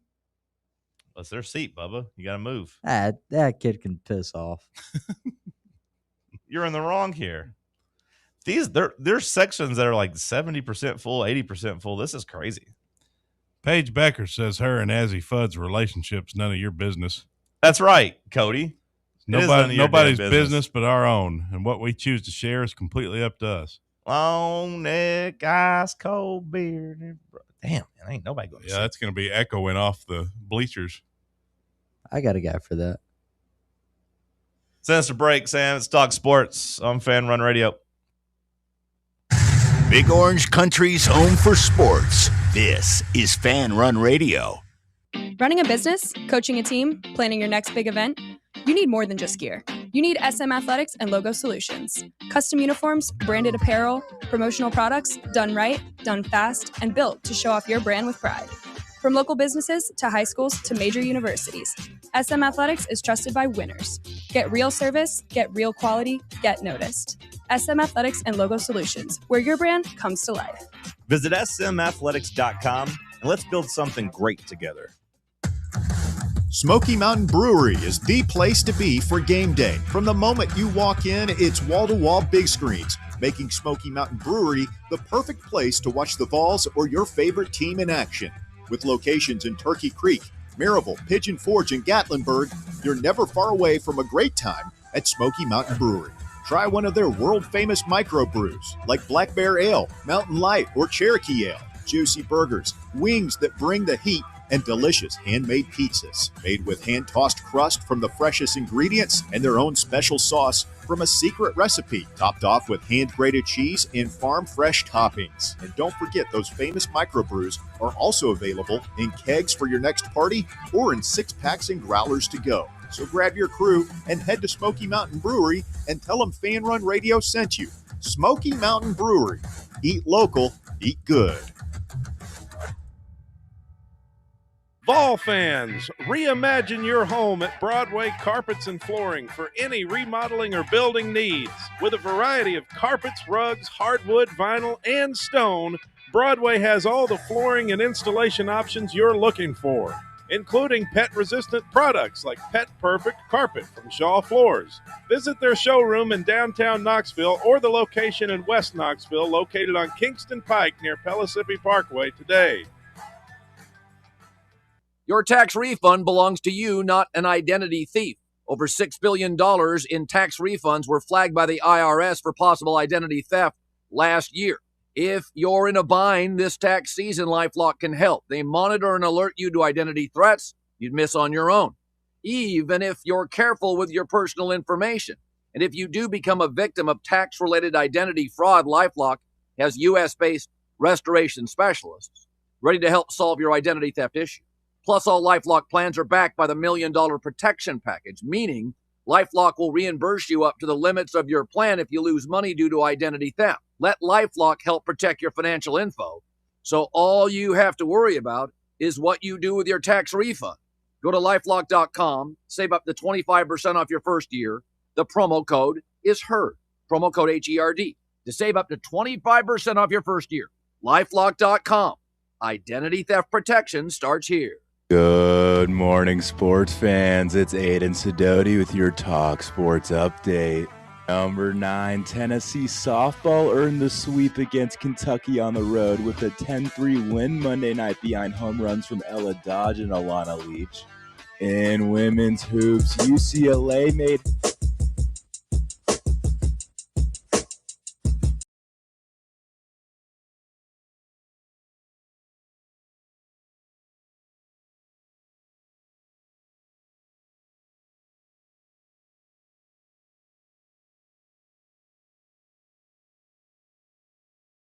What happened with Aiden there? Was it an Aiden thing? Was it a computer thing? We repopulated old Aiden in there, I guess. Oh, okay. I recognized it because he was slowed down quite a bit. Yeah, I thought the same thing. I guess you didn't drop the new one hasn't been dropped in there yet. Was that going to be the UCLA women won the national championship? Is that what that was? Probably. Yeah. Lauren Betts. Thomas writes. Yeah, we won. Who? Thomas writes in, Luke Combs is sold out in Notre Dame and Ohio State, all kinds of places. Says he thinks people are just done with shows in Neyland, though, because of the disaster. And, like, it does suck. I love Garth Brooks, but whenever he was announced in Neyland, I was like, nope, I'm good. I'm not going to that. I remember hearing people talk about, like, how far they walked to leave the Morgan Wallen concert instead of just try to, get an Uber or something. There were people sitting on the curb. I poop you not at 2 a.m. That's wild. Like still waiting for Ubers. It was a cluster. I assume you drove that whole night? Oh, yeah. Yeah, and that's about a $500, $600 night. I mean, it's like a football game day. Yeah, like, I was going to ask, did you stay out till 2 a.m. Oh, driving I people? was out all night, yeah. Same with the Garth show. I mean, those stadium shows, you can clean up pretty good. It's worth going out there. But yeah, I don't know about this one. It looked like a lot of empty seats. So I got to park in the old city. Yeah. Yeah, I mean, that's what hell, sometimes I do that. Unless even for there's a football Smokies games. game happening, too. Even football game days it's getting to be really bad. It feels like it's worse than it used to be. Well, it's funny because this comes on the heels of Tennessee's big announcement that for the third straight athletic year, Tennessee dominates the largest total attendance across football and basketball. Of course, both men's and women's basketball. 1.181 million fans showed up to watch Tennessee play football and basketball this last year. Well, we got one of the biggest football stadiums and one of the biggest basketball arenas. They do need that damn bridge that goes across the river. They got to do something, man. Yeah. It's last year I went to, I don't know, 3 or 4 home games. I went to all the big Georgia, Arkansas, Oklahoma, and like it was a disaster getting in the stadium. We covered that, what a mess that was. But after the game, I mean, you can't really get out of there. You're going to be there another 2 hours. I mean, you experienced the Georgia tailgate. Right? That's a miserable feeling, yeah. Especially and to me, that just multiplies the loss so much more. Like if you go there, I mean, like if you go there and lose, it really makes you question why you would ever go back. That's how I feel. There was a good stretch of time that I quit going to games. It sucks. Whenever we sucked at football, like from 2014 to 2022, I probably went to 5 total games. I was about at damn near every game. Not me. I think you could probably count them on one hand of games I actually went to during that stretch. Like one hand. I don't remember. I mean, there's always been traffic, and it's always you're getting 100,000 people down there. Parking's always been, you got to park in the fort or wherever off campus, but I don't remember it being so bad getting out of the mess in the past. Yeah, I don't know. I really feel like it's gotten worse. I mean, it's probably because when we were in school, we sucked. So like people started leaving like at halftime and just kind of trickled out over the next. I think we also turned like the most important road to get back onto the interstate through campus into a 2-lane road instead of 4. Yeah. Yeah, that happened along the way. You're talking about the strip? Yeah. I maintain they improved the strip whenever they went down to 2 lanes because back in my day, there was nothing worse than being stuck in the left lane while somebody's trying to turn and like you couldn't move anyway. So then people are trying to zoom past them and then you get wrecked. So like it was a disaster there. So like I kind of liked whenever they made it 2 lanes and then just made, designated turning areas. I don't think they improved traffic flow, but I think they improved safety. I wonder if they'd regret not doing what they planned on doing my like junior and senior year of college. Like there was a whole initiative that they were going to make Cumberland a trolley. There was going to be no driving on Cumberland Avenue. Like you were basically going to have to park at the end of the strip and trolley up, and they weren't going to let people drive on it anymore. It was going to go all the way from basically. Do you imagine? Why can't we just like demolish that Walmart and turn it into a parking lot? I mean, that is where I sometimes park on game days. I park at that Publix. You can pay like $20 or something, but I've had much better luck of walking back to it. Yeah. and getting every game I go to now, I just park 20 or 30 minute walk away from wherever I'm at and just hoof it home, and I'll be able to get out way faster. That's the move. There's a great spot at the back of the fort where you zip right out of there, but you have to. It's a walk. Like you got to be willing to walk. And that's why I retired from the tailgate game. But there's a spot. There's a grassy hill right by the interstate. Don't give up the spot. Yeah. What are you doing? Nobody's going to remember. What are you doing? It's right across, those intramural fields, or not intramural, but like the Knoxville kids soccer or whatever right there. Beyond that, I mean, it's a good trek. It's a good trek, but it's not as far as walking downtown or to the old city. But you can get right out. You just park on that grassy hillside. It's great. Do you just need social currency Do you see people be like, "Wow, Cody knows I'm things"? just trying to let my friends know about a spot. Text them. I mean, I'm trying to. I got a secret spot. It's not a secret anymore. Okay, well, for forget everybody. it then. Forget it. What if You like the guys won't first have a game day spot. you go to I already next have a year? spot. It's over there near that. You go over there and then like there's no spaces available because all the listeners just heard, man, that's a great spot, Cody. I'm going to take that. They're not going to remember that. People are not going to remember this at all. The public has short attention span. You think people are going to hear this, what I'm saying, and jot it down and open their notepad in August notes and be like, oh, yeah. Because I think everyone has the same dilemma of like, man, I want to go to the game, but it's a disaster getting over there. Well, there used to be another strategy, which, we would just walk to Cool Beans when we were in college or after college, a couple of years. But there's not even that many bars to walk to now. You could walk right out of the stadium and kill some time at the bars, but now they're taking all the bars out, so you don't have as many options to do that. How many games do you think you'll go to this year? I mean, I'll complain, but I'll end up going to the big ones. I mean, I'll be there for Texas and LSU, Alabama. Better start saving up money now, brother. Yeah, I'll find a way in. I always do. It is the best home slate you'll have in quite some time. I'm sure I'll be there for Texas, but hell, you better win that Texas game. If they don't win that Texas game, I don't know if I'll come back. You don't know if you're ever going to go back? Well, I'm not saying ever, but like it'll be hard to get me motivated to go back for the Auburn game or for the Alabama game on the 17th if they lose at Texas. Pushing 40 years old, it feels a little different, doesn't it, than when you're 23?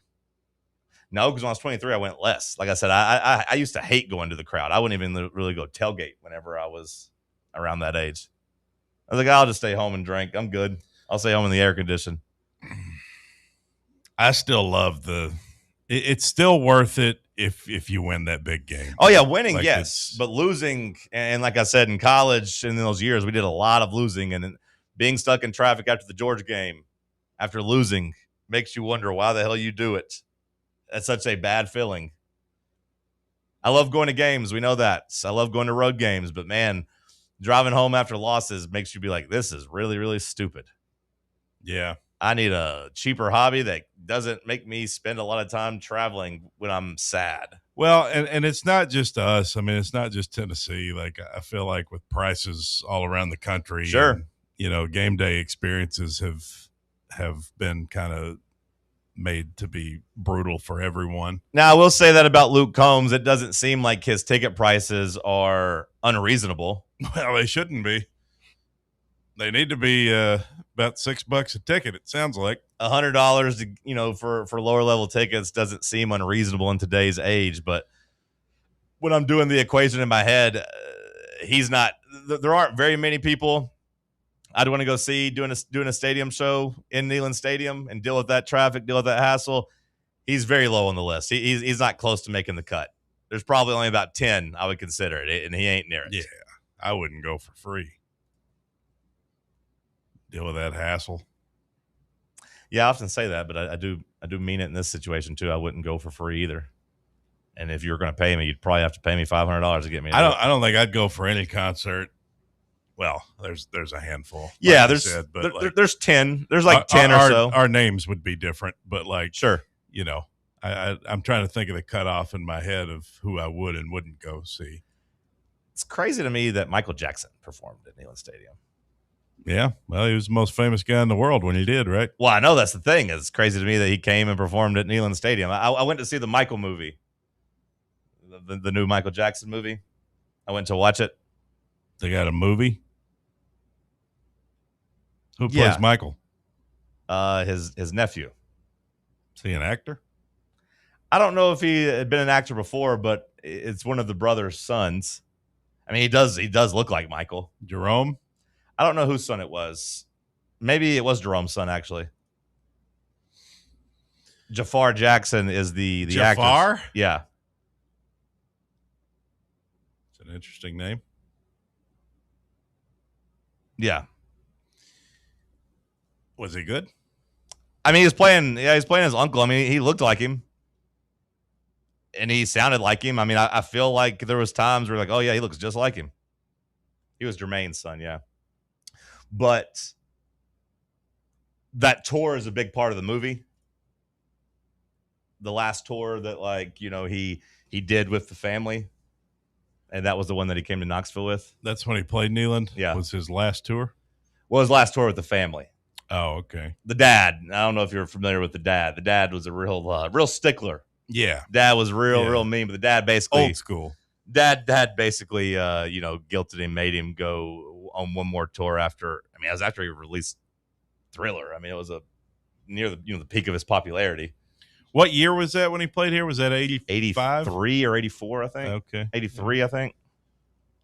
Well, that was a hot time to be in Knoxville, wasn't it? You had the World's Fair, and then you had Michael Jackson playing Neyland. You know, it was August of 84. So right before football season. I said over 130,000 people attended. Damn. Movie wasn't very good, but it accomplished what I needed it to for a biopic. Just listen to some music. But yeah, he did Knoxville too. Kind of crazy. Now we got Luke Combs here. From Michael Jackson to Luke Combs. Oh my God. What a drop off. Feels like it. But shout out to the Vol Nation, the fans. They showed out, like I said, 1.1 million fans for football, men's basketball, and women's basketball. Number one in the country for the third year in a row. Pretty cool. Shout out to the fans. Shout out to the fans. That's Q. That's Q. We'll talk some Tennessee basketball. We'll talk some college basketball coming up next. Stick with us.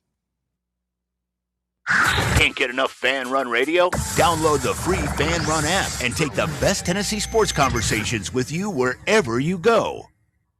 What kind of day is it? It's a White Claw day. Grab a pack, grab your friends. Everything else in life can wait. Your friends shouldn't. Let's go. White Claw. Grab life by the claw. Please drink responsibly. Hard seltzer with flavors. White Claw Seltzer Works, Chicago, Illinois. A brand built in Tennessee and born from the love of the game. Inward Half revolutionizes golfing comfort. Crafted by a former pro and dedicated enthusiast just like you, our luxury performance wear guarantees you stay cool and comfortable through every swing and every day.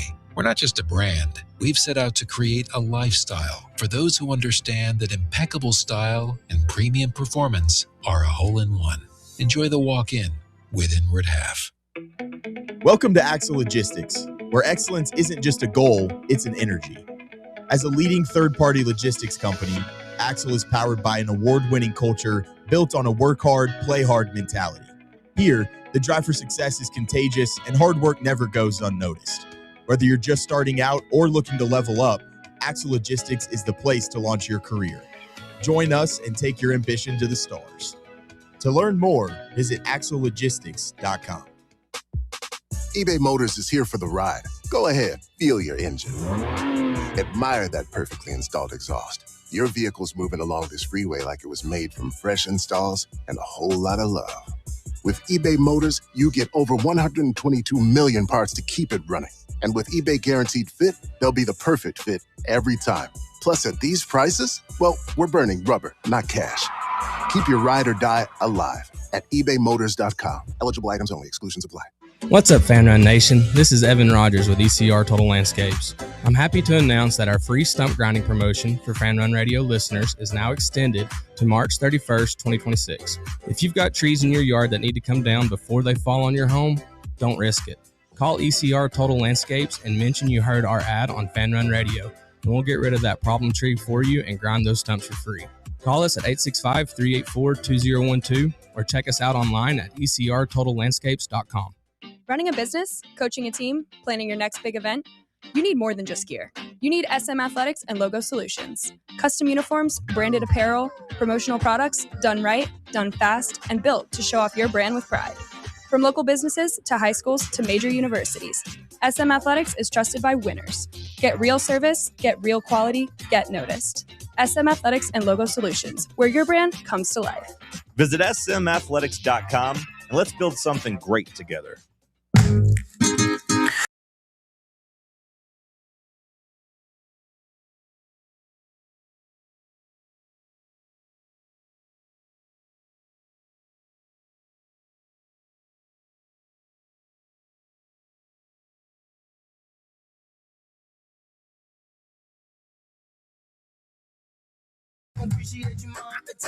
We talked about Tyler Tanner. We talked about some of those players being perfect for the NIL climate.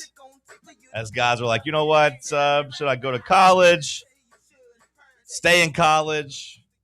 Should I transfer colleges? Should I try to play professional basketball?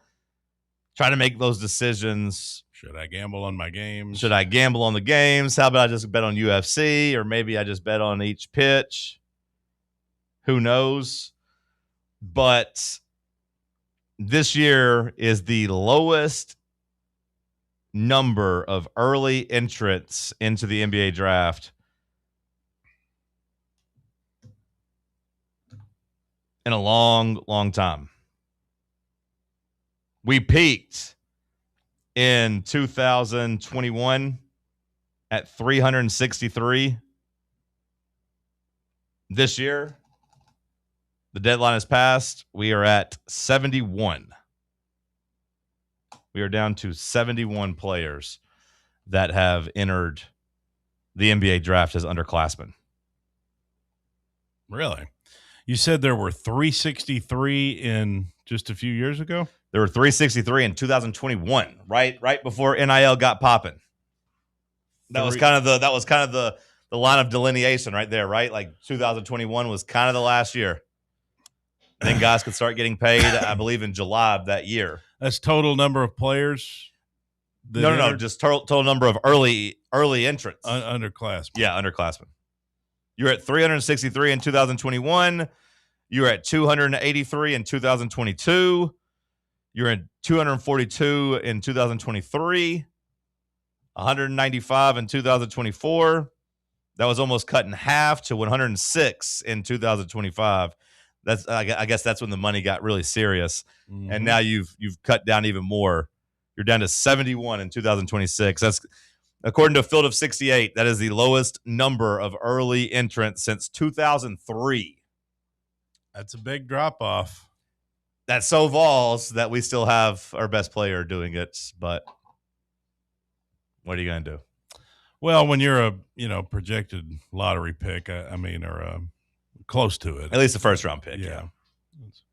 You might be affected by it twice. We'll see what happens with Juke Harris. That's a big drop off though. So guys used to you just want to go play professional basketball. You weren't making any money, so either you try your luck in the NBA or you hope that you get picked up somewhere overseas. End up in Europe or somewhere. Yeah. Because if you can make $100,000 playing for free in America. I mean, it should say something for the quality of the game now. It has. Right? And I do think at least I was someone who didn't really like watching college basketball during, before this time because the quality of play just wasn't very good.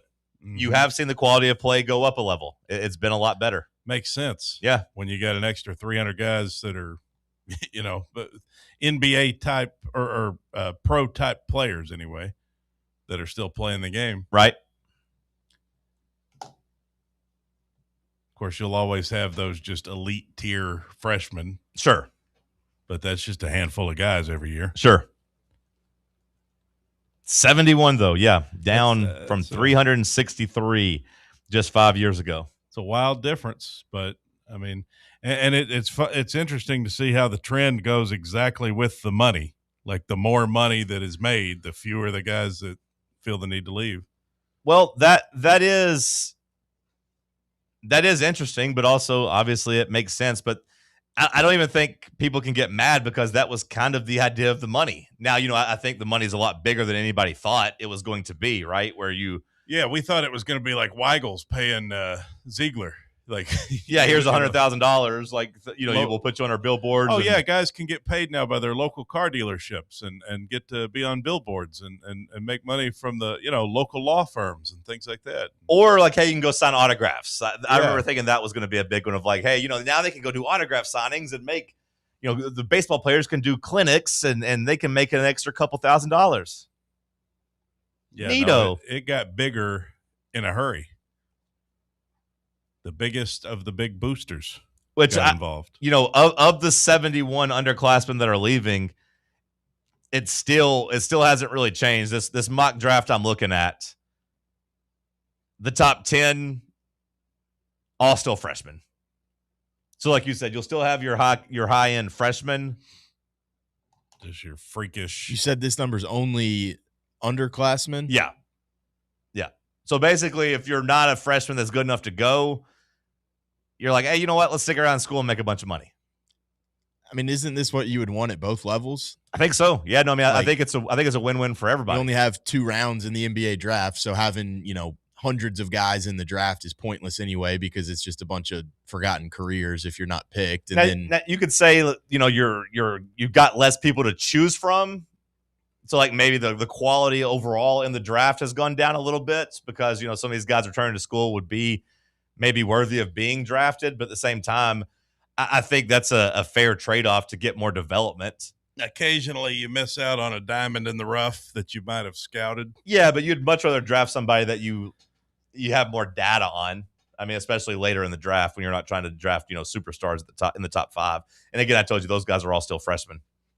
I just feel like in college, you obviously, we love to see guys stick around for multiple years and see them like develop throughout their career. And then in the NBA, you don't want to, I don't think many NBA fans want to go draft the 18-year-old project guy that maybe turns into a good player once he's 24. So like you can just develop a player to become good in college and their game is more refined once they get to the NBA and they can be productive instantly. Yep, 100%. Like I said, you'll still have the freshman phenoms that you look at and say that these guys are ready, but otherwise, that's why I think you're seeing, Yaxel Lindenberg being all of a sudden, a top 15 pick.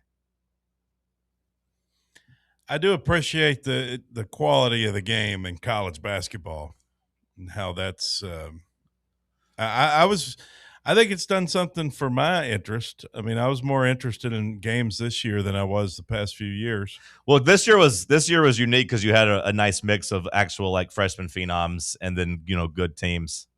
I've always watched the Tennessee games, but I used to not watch much college basketball outside of Tennessee. But now, with gambling especially, I'm watching more and more. It does tie in, though, to what I was saying, the last month about Nate Ament. It wasn't just me and my fan brain saying that you should stay in school. Like, it does feel like a lot of players look at that now as a pretty good option. Like I said, it's the lowest since 2003. Have you given up on it? No, I haven't given up on it, but it's like a 10%, 5% chance. I mean, I'm not banking on it at all. Like at this point, my focus is on Juke Harris. Yeah. Like if Nate has a really bad combine and has to come back to school, like I wouldn't be like shocked. But I'm rooting for Nate's success. Like I'm not rooting for him to have a bad combine. I'd rather him go and be a top 10 pick and be good in the NBA. Just from a personal standpoint, I don't want to root for his failure. He's a good Vol. Like I think it's fair for us both to be like, hey, your plan the entire time was to be one and done. So like it's not like you changed the game on me. You know what I mean? Like you didn't leave early. Mm-hmm. We all knew that you were going to be one and done. So I hold no ill will towards him for leaving. Yeah, I mean, I'd selfishly like to have him back. Sure. Yeah, that's just typical fan. The fan in me. At this one I'm looking at right here, this is just Tankathon. It doesn't have Juke Harris in the first round, so it does have Tyler Tanner at number 29. So we're not rooting for Nate's failure, but we are rooting for Juke Harris's failure. I'm not rooting for his failure. I'm rooting for him to just kind of realize he's more of a college player than an NBA prospect. Mm-hmm. I'm rooting for him to come back to college and make a lot of money, and I do think he would make more money in college than he would in the NBA next year. Yeah, you just look at the numbers, Right. I mean, like I think there's value for being a top 5 college basketball player, or at least top 5 college basketball transfer. I think there's value in that versus being like the 27th or 34th draft pick. Well, it sounds like our coaches feel pretty good about it because, I mean, we're going to have that money set aside for Juke. Yeah. Come on home, be a Vol. Sam, Kristen Anderson, did he ever enter the portal? I don't think he did. I don't think so either. The other point guard? Yeah, the tech from Texas Tech. He was. I know that was rumored for a little bit. He was linked heavily to like getting in the portal and going to Duke, but it doesn't appear that he did that. Did you see the way too early yesterday? The ESPN put out their top 25. I appreciate that they gave us respect even before we get Juke Harris. If we get Juke Harris, it seems like we're going to get Juke Harris. Where do they have us at?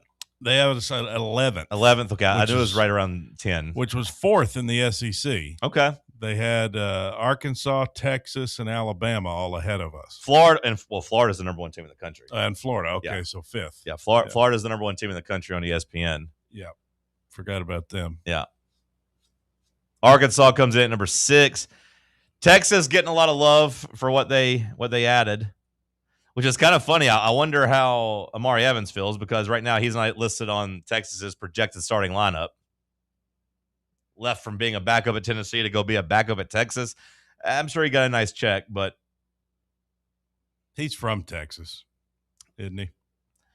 And they're loading up in the portal as well. They added, a 17 points a game scorer from Colorado. They got a top 16 freshman coming in. Elijah Freeman from Auburn. Amari Evans is from Pittsburgh. Okay. Yeah. Yeah. When I said that, I kind of second guessed it. David Punch from TCU, and then they kept their big man, Matas Volkaitis, or however the hell you say his name. Volkaitis. So that's a pretty good lineup. I mean, I'm not going to have problem on paper with Texas being projected. Alabama actually retained, 2 of their main guys with Aiden Holloway and Amari Allen. Brought in a transfer from Boise State. Brought in Garrison from Kentucky. Brought in Jackson Richardson, a number 17 player in the top 100. That doesn't feel worthy of being ranked ahead of Tennessee right now. I can't believe Florida's getting all those guys back. Yeah. Go to the league. Get a job. Well, Todd Golden might, ironically, be the one that goes to the league. He might be the one that says, you know what, I'm going to Golden State. So they got Hawk coming back. They got Condon. They got Chenyalu. And then Aberdeen came back. Now, wasn't he at Kentucky? But Aberdeen went from Florida to Kentucky. Now he's going back to Florida. Yeah. Okay, that's what I thought. But he doesn't have eligibility left. He has to win a waiver. Okay. I don't know what his claim is, but they had him on their projected starters. ESPN did. He has to win a waiver. I don't know if they think he will win the waiver or what, but he's already played 4 years. And his freshman year, he played 12 games. I don't know if they're going to try to, get a red shirt. I guess that would be the case. Is like, hey, I didn't. But I mean, he was playing in March. Like, he played throughout the season. It wasn't like he had a big injury that he played 12 games and missed the rest of the year. I mean, he played throughout that season. Florida's interesting because those guys have been dominant the last 2 years, but then they won a national championship, and then they got bounced in the second round last year. So yeah, it's still a pretty damn good front line, though. That's yeah. I mean, it looks like a damn good team. There's a reason they're number one. It'd be nice if he left, though. Just went somewhere else. Golden? Yeah. Yeah. Yeah. Golden to Golden State. He came out and said it wasn't going to happen, but it'd be nice if he changed his mind. Mm. Until all those NBA jobs are full, we'll see. Like, there's been talk of Dusty May to Chicago to coach the Bulls, leave Michigan. We'll see about that. Also, some college news you had yesterday. It does seem like we are rapidly headed towards the 5 years to play, 5 seasons to play 5 years, essentially, with the maximum age. Does suck for the class of 22. I saw them crying. It's like, hey, so we got screwed by COVID. We had to play all these old guys and have our roster spots taken by old guys that got an extra year. And then we play 4 years, and then the class after us gets 5 years in perpetuity. Moving forward, we just get screwed. Basically, the last 10 years of college basketball, everybody gets 5 years except us. That seems unfair. Well, as Frank Sinatra once said, that's life. Hour 2 in the books. We'll kick off hour 3 with some headlines. We'll play some Tuesday trivia. Stick with us. Check out our new and improved website at fanrunradio.com. Barley's has live music on weekends, general team trivia on Wednesday nights at 8 p.m., and now live sports trivia courtesy of the Knoxville Trivia Guys every Thursday night upstairs. The game starts at 7 p.m. and is free to play for everyone, so head on down to the Old City and show off your sports knowledge and win gift cards to Barley's.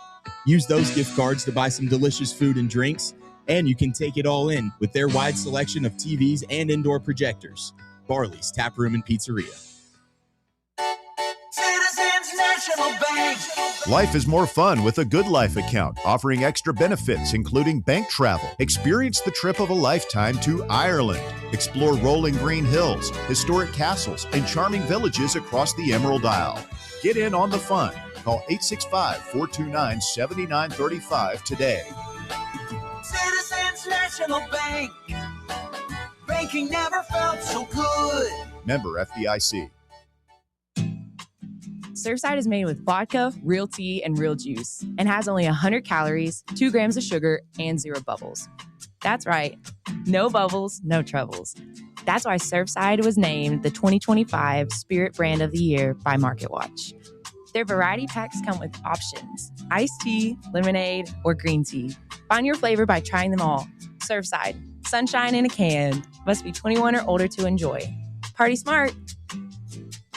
At Knoxville Insurance Group, they understand the challenges many consumers face when searching for insurance coverage. That's why whether it's for you, your family, or your business, they create a coverage plan specifically for your unique needs. Knoxville Insurance Group is an independent firm, which means they aren't beholden to just one insurance company. They search multiple companies, acting as your negotiator to find you the best possible policy and price. Start a quote in minutes at KnoxvilleInsuranceGroup.com or call them today at 865-694-9788. You're listening to FM 105.7 and AM 1340, WKGN Knoxville, and W289CU Knoxville, Fan Run Radio. Are you ready to show off that confident, radiant smile you've always dreamed of? Well, here at Knoxville Smiles, we're ready to turn your dream into a reality. At Knoxville Smiles, we're more than just a dental practice. We're your partners in achieving optimum oral health. From routine cleanings and checkups to advanced cosmetics and restorative procedures, we offer a wide range of services in an environment that makes every visit a positive and comfortable experience. At Knoxville Smiles, it's about more than just treatments. We're focused on creating a welcoming environment where you feel like family. Our state-of-the-art facilities are designed with your comfort in mind, and our friendly staff is always ready to address your questions and concerns. Don't wait any longer to achieve a beautiful smile you deserve. Schedule your appointment at Knoxville Smiles today and take that first step towards a healthier, happier you. Call us at 865-539-1776 to book your appointment today, or just visit our website at knoxvillesmiles.com. Round 3. The world's greatest radio show. The world's greatest radio show in Tennessee. Power rankings, Tuesday trivia. John, Reed, and Cody going wild. No Olivia. Wood grain on my leather seats. I got the whole team eating like I'm Johnny Eats. Morning booming from 7 to 10. Ay. Talk sports while I'm chewing a Zen. Ay. Talk sports while I'm riding to work. All the ops take a ride in a hearse. East Knoxville. Morning booming from 7 to 10. Hour number 3 kicking off here in the White Claw Hard Seltzer Studios. Let's get some headlines. Then I'm going to beat your ass in trivia. Then I got some chicken teriyaki in the fridge I'm going to eat. Then I'm going to go bench press. Then I'm going to podcast about Michael Jackson's movie. Then I'm going to watch the Hawks take down the Knicks in Game 5. Or else, just heads up, Bubba and Sam, if the Hawks lose, I'm not coming to do the show tomorrow because I'm going to be DEAD. I'm going to jump off a bridge head first. Will be the tribute show. And not even into water, just onto the interstate, head first. Some poor guy's going to run over me. It'd probably be me. And ruin his day. Oh, what the hell? Can I have your Tesla? You wouldn't know how to drive it. Oh, what do you mean? You wouldn't be able to handle it. You wouldn't be able to handle it, brother. I'm taking something. Would you expect us to do a show like the next day, like that Amazon plant? Yeah, but I'd want it to be more like a tribute show. Just talk about the fun times we had together. We'd collect his body and lay him up here on the desk. how nice I was to you guys. Everyone thinks John's a real jerk, but he's actually pretty nice. That's what I'd hope. I'd buy you in the Money Chick-fil-A. Monster costume. Yeah. Let's hit some headlines. What you got? Thank you, John. A local radio host has some back pain here in the. So do I. Feels like a little bit of a knot. So do Kind of the lower back rib cage area. I got it right here, more so in like what I feel like might be like around close to the kidney. Now we're getting old. What a disaster. Speaking of getting old, LeBron James, he made me mad in Game 4, so that's all he's getting. Well, he's optimistic. Him and the Lakers are optimistic. This actually has nothing to do with LeBron, really, but it was just a way for me to tell you that Austin Reeves should be returning in Game 5.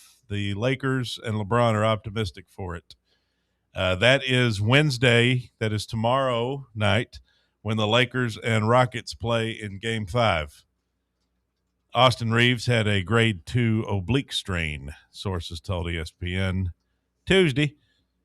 Says he'll still be a game-time decision, but there's significant hope around him playing.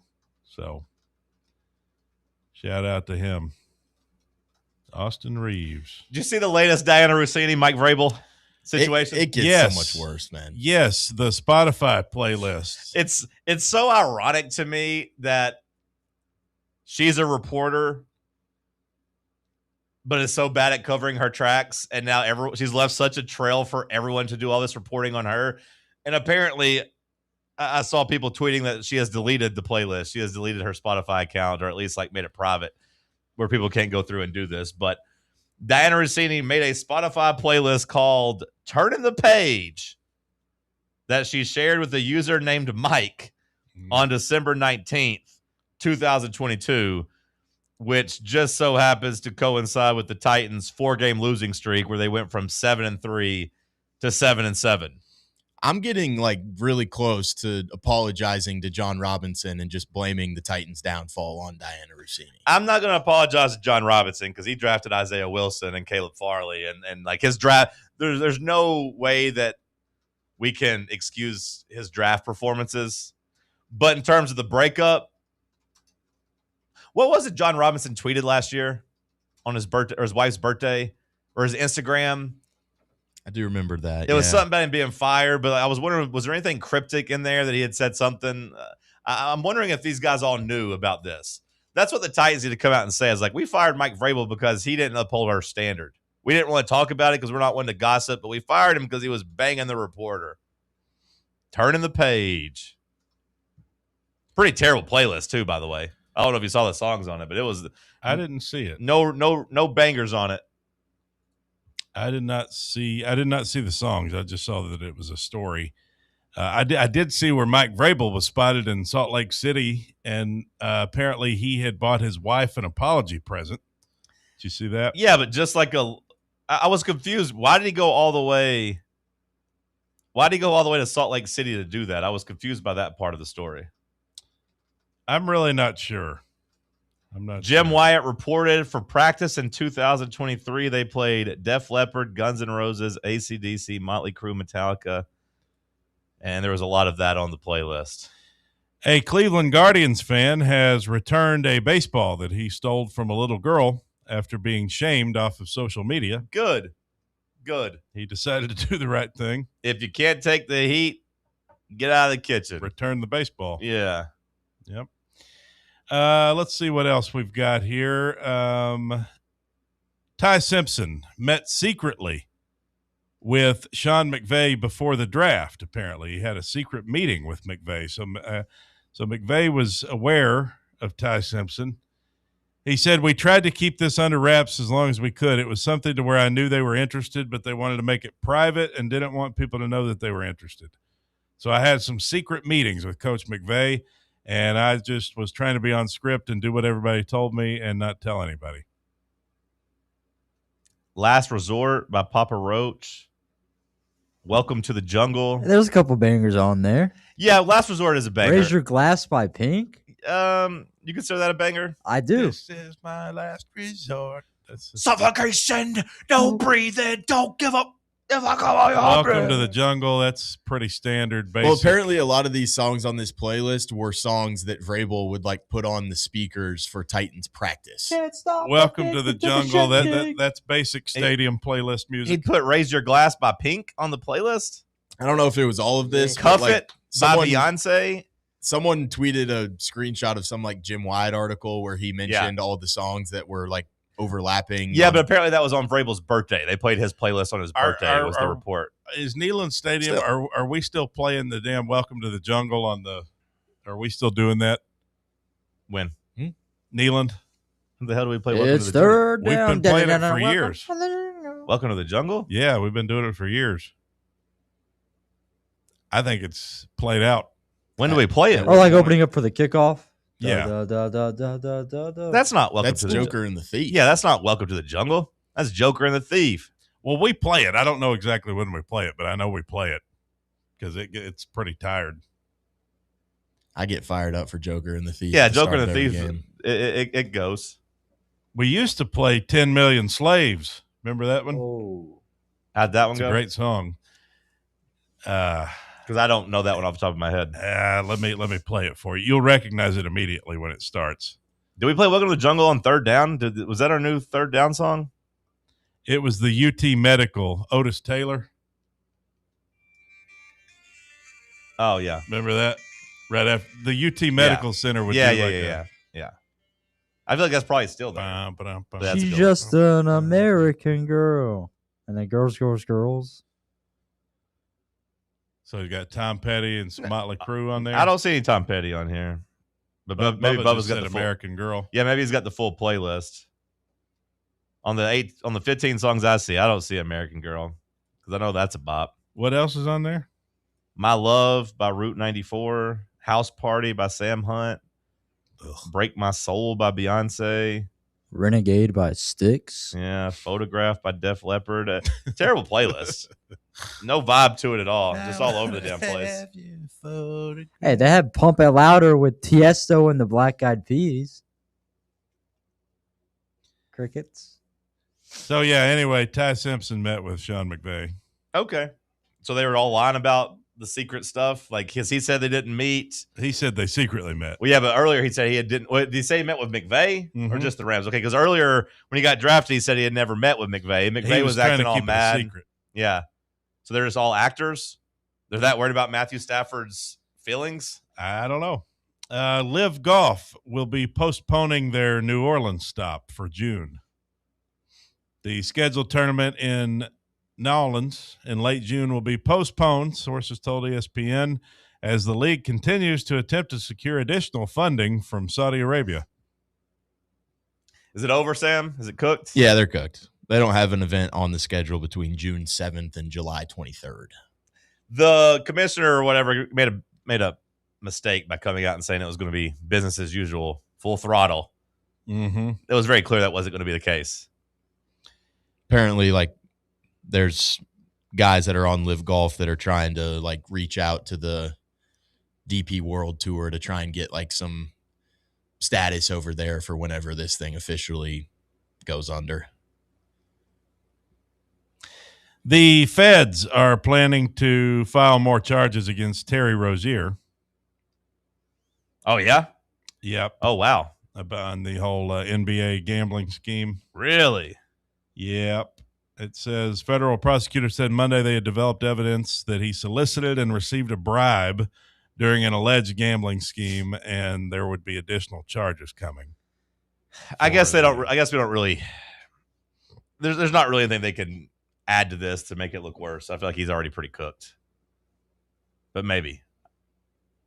I'll wait to see what the new charges say before I make my official statement there. A man in Kentucky. Is this a real story? Yeah, AP News. A man in Kentucky laughed so hard at a botched Younghoe Koo field goal last season that it triggered a seizure, sending him to the hospital, where doctors discovered a tennis ball-sized brain tumor. I saw this. Younghoe Koo saved this guy's life. Yeah, the by man being so bad. The kick was terrible. The man is crediting Younghoe Koo's missed field goal for saving his life, as it triggered a seizure, sending him to the hospital. The tumor was removed and deemed not cancerous. The man believes that missed kick saved his life. So he got so worked up about a missed field goal from Younghoe Koo that he had a seizure and had to go to the hospital where the doctors discovered the tumor. How about that? I'm watching this video of this fan stealing this ball from a little girl. Is it pretty egregious? I've seen way worse. Well, at least he returned it. He did the right thing in the end. Well, this one, have you seen the video, Sam? Bubba, have you guys seen this? I actually haven't. It hits him in the chest. Like he doesn't have a glove. It's coming to him. He's standing in the outfield. He muffs it. He bobbles it, and then it bounces to a girl on the ground, and they are both digging for it, and he comes out with it. Do you feel like I feel like with him making the error, he probably really needed that baseball to feel better about it. But when you're on the ground, when you're both on a knee and you're wrestling a girl for a ball, at that point, you probably just let her have it. You pick it up and just give it to her. You could get it and then realize what's happening. But he gets it. He walks off. He goes back to his seat and then gets on his phone. Then the girl's kind of crying. The mom's consoling her. And then an official brings her a baseball over. So it feels like all could have been okay. Still ain't the same. No, it still ain't the same. But having that guy give it back to you ain't really the same either. You didn't get the ball. Somebody gave it to you. Either way. Well, Coach Kimmy, she got her another prospect yesterday. Now just one spot left for the Lady Vols. How about that? Went from no players to almost a full team of players. She has put together a roster. Just one spot left to remain. They added East Carolina transfer guard Kennedy Fauntleroy yesterday to the team. So an entire team of transfers coming into play for the ladies, for the Lady Vols. See how they do with it. Yeah. I mean, we've talked about Kim Caldwell and the Lady Vols. Apparently, this girl got a ball.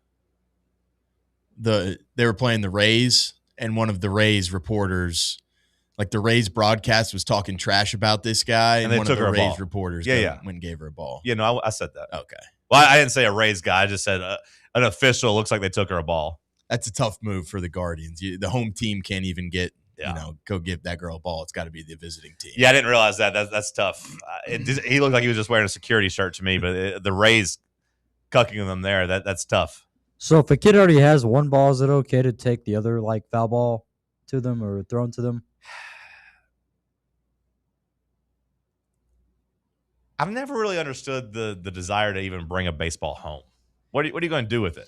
To me, the only reason to go get one of those is if it's like a historic. Yeah, ball, yeah, sure. But like A-Rod hit 600, Barry Bonds, whatever. I mean, the Guardians 7-hole hitter hitting a home run in April, I don't care about that. A walk-off in a playoff game, something like that would be cool. A walk-off home run, maybe, you maybe have some sentimental value there. But yeah, somebody hitting one. If there's no resale value to the ball, I ain't what if you got Ozzie Albies 22nd home run of the season?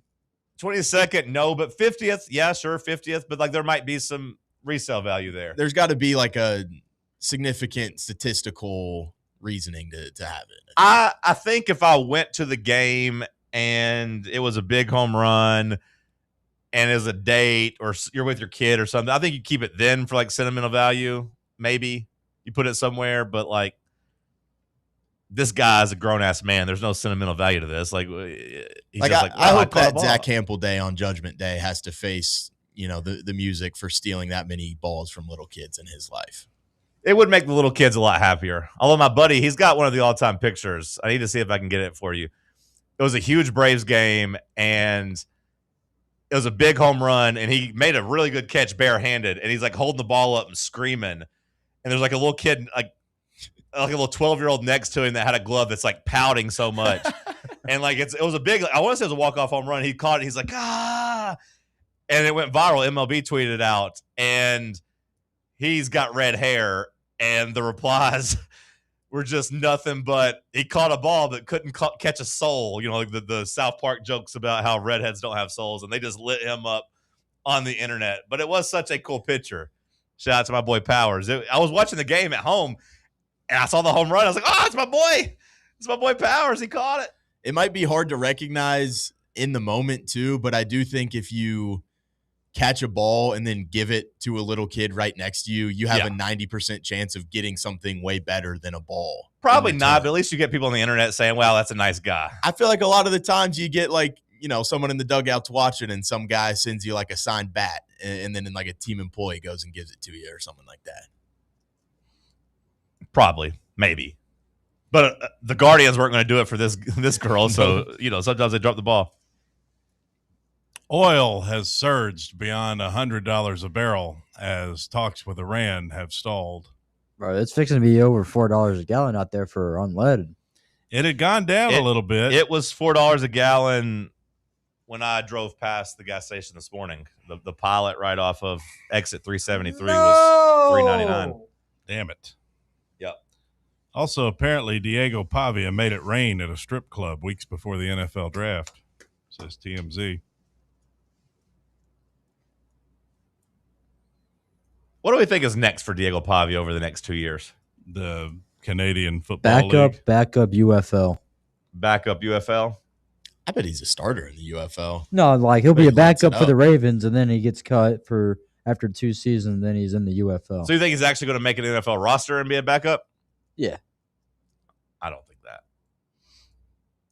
Third stringer for the Ravens, I could see it. Practice squad player for the Ravens. I think the UFL should try and market him as the next best thing in their league. Well, it's kind of like we talked about with NIL.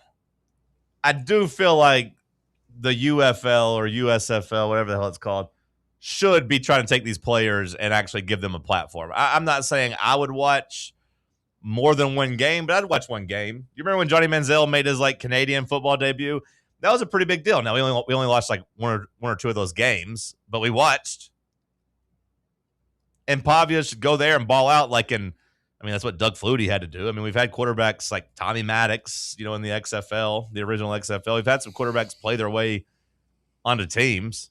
If Pavia went there and played good, I mean, maybe he could. Would you rather? I mean, you'd rather be like practice squad in the NFL over starting UFL quarterback, though, right? Yeah. Bubba shaking his head no. Sam shaking his head yes. Cody Any says chance yes. to be a starter in any type of like broadcasted football, you get more tape that way. Yeah, but your teammates ain't going to be very good. So, like, I don't know how good you're going to look. Like, Well, can't you get like the NFL pension type stuff too, being only on a practice squad? Like it's not as much, but I think you can if you spend enough time. I guess I can't say no for sure, but I've always thought you had to be on an active roster at least 3 years to get some of it and 5 years to get all of it. I could be wrong, but that's what I thought. Tuesday trivia coming up next. Stick with us as Talk Sports on Fan Run Radio. Can't get enough Fan Run Radio? Be sure to like and subscribe to our YouTube channel by searching for Fan Run Sports. What kind of day is it? It's a White Claw day. Grab a pack, grab your friends. Everything else in life can wait. Your friends shouldn't. Let's go. White Claw. Grab life by the claw. Please drink responsibly. Hard seltzer with flavors. White Claw Seltzer Works, Chicago, Illinois. Welcome to Axle Logistics, where excellence isn't just a goal, it's an energy. As a leading third-party logistics company, Axle is powered by an award-winning culture built on a work hard, play hard mentality. Here, the drive for success is contagious and hard work never goes unnoticed. Whether you're just starting out or looking to level up, Axle Logistics is the place to launch your career. Join us and take your ambition to the stars. To learn more, visit axlelogistics.com. Hey, Vols fans, Cody Brown here.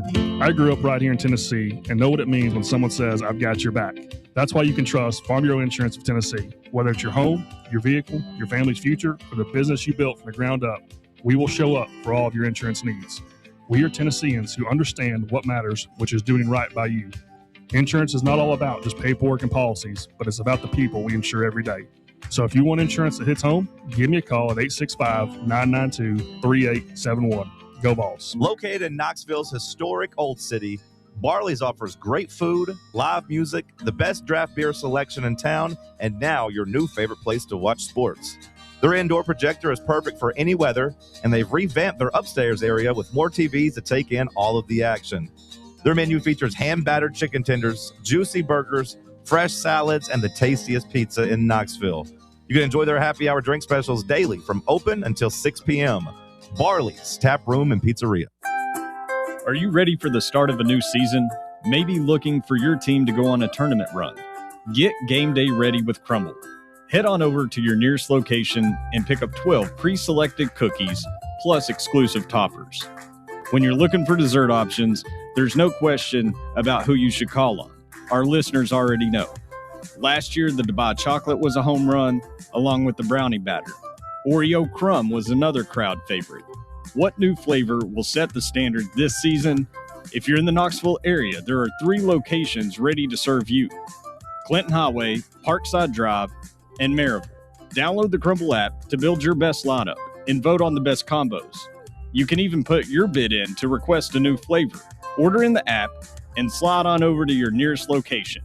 Tell them Fan Run sent you, and as always, it's for the fans, by the fans. Don't miss the cookies. Fan Run Radio, where Big Orange Country comes to talk sports. Start your morning off with your daily dose of talk sports with John Reed and Cody McClure from 8 to 11. Then it's Tony Basilio from 11 to 1. The Playbook with William Pattison from 1 to 3. And The Drive from 3 to 6. It's 10 hours of hard-hitting local sports radio every day, right here on the flagship station for Tennessee fans. This is Fan Run Radio, Knoxville.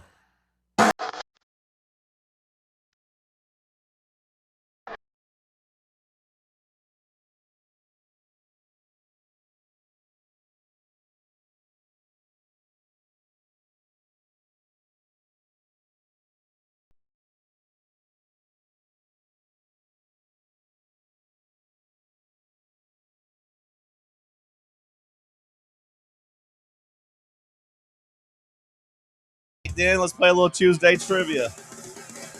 Riding a 12-game win streak. Feels good. I need to get off the schneid here. I think I've lost 2 or 3 in a row. 12 by my count. I don't think it's that many, but it is a couple. What topics you got for us today, Samuel? All right. Today we have General, the official blank of Tennessee.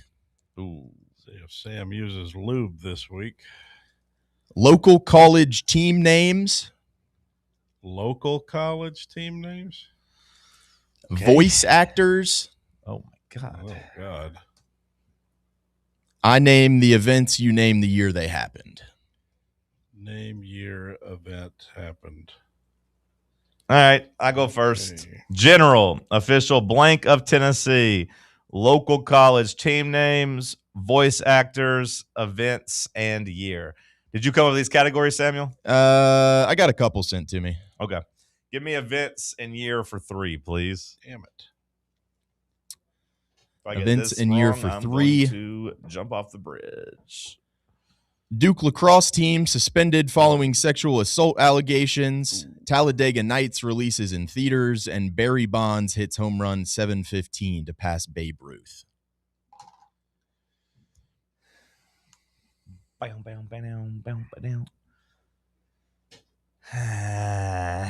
know this one. You know this one? Yeah, I do, because I was at the Talladega race. Oh, this year. Okay. Let's use a little context clues. Cody was at Talladega. That does me no good. Man, the first thing that came to my mind is... Wait, hold on.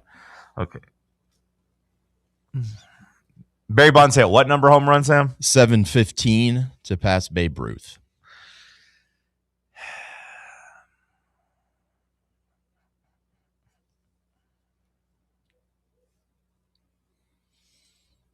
Duke lacrosse, Barry Bonds, and Talladega Nights. Talladega Nights. Okay, I won't quit take up any more of your time. I don't feel very confident in this, but I'm going 2004. 2006. Okay. All right.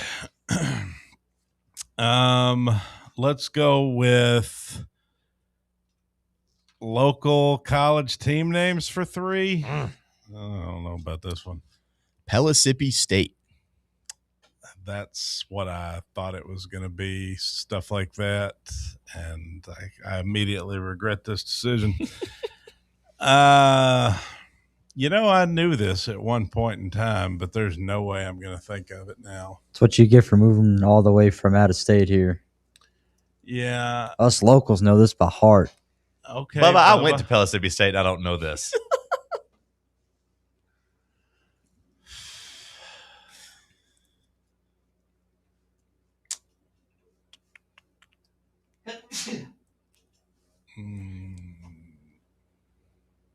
I don't. No guess. Water moccasins. Is it the Panthers? Panthers is correct. Yeah. When I was in school, they didn't have a mascot. I think they got one recently. Because they got sports teams. Yeah. But me and my friends call them the Pythons. But I was like, I know that's not right. But I do remember Spencer. I like that better. I do remember Spencer putting Pellissippi State on the college football game out there. Uh-huh. And I remember saying that they were the Panthers. Okay. I had an opportunity there. I should have picked a different category. Give me general for 3. General for 3. Which woman is known as the founder of modern nursing?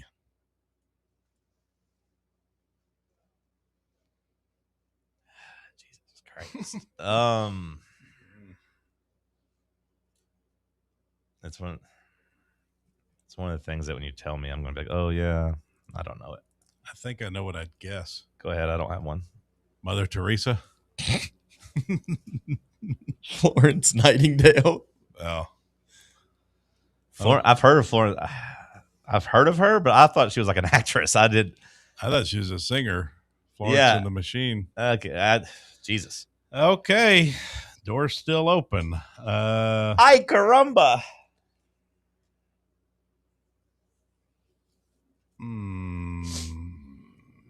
Let's do official blank of Tennessee for 3.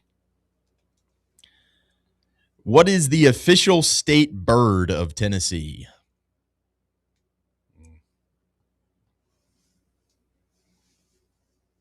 Why did I do this?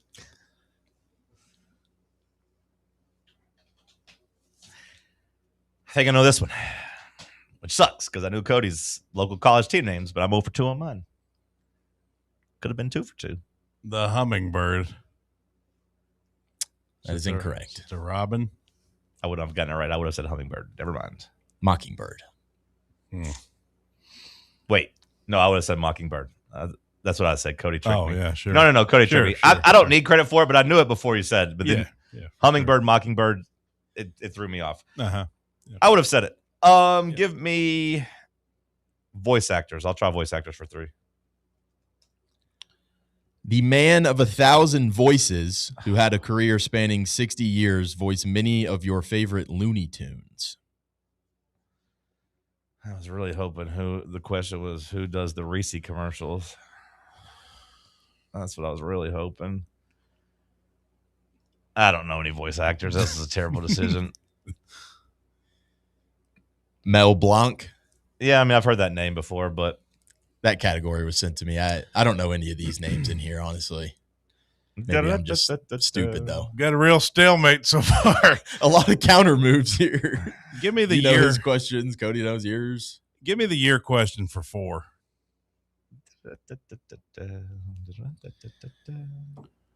Years for 4.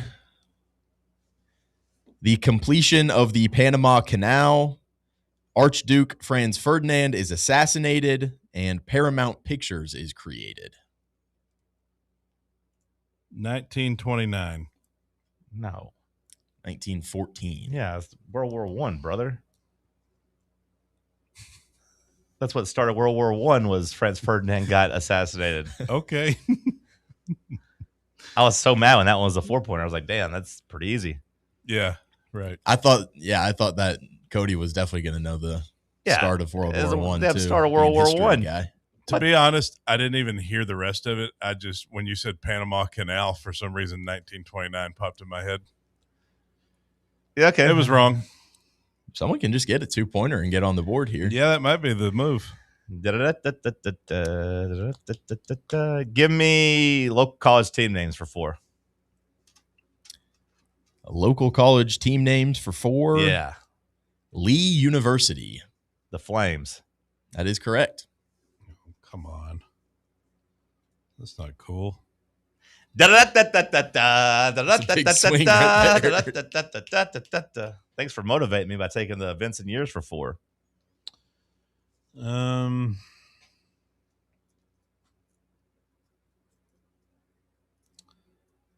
Let's do. Well, that's tough. It's a big get right there, boys. You think you'd miss a 2 on anything? It's always possible, brother. Yeah, no, but see, normally I'd go for a 4 here, and then I'm going to screw myself because you're going to get a 2, and then, but what if I miss a 2? That's another thing that could happen.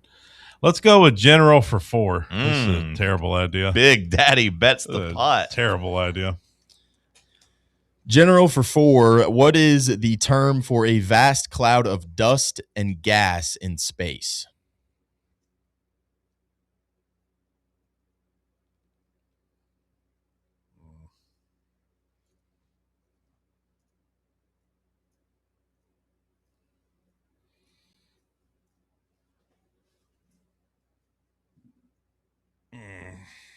Yeah, probably that.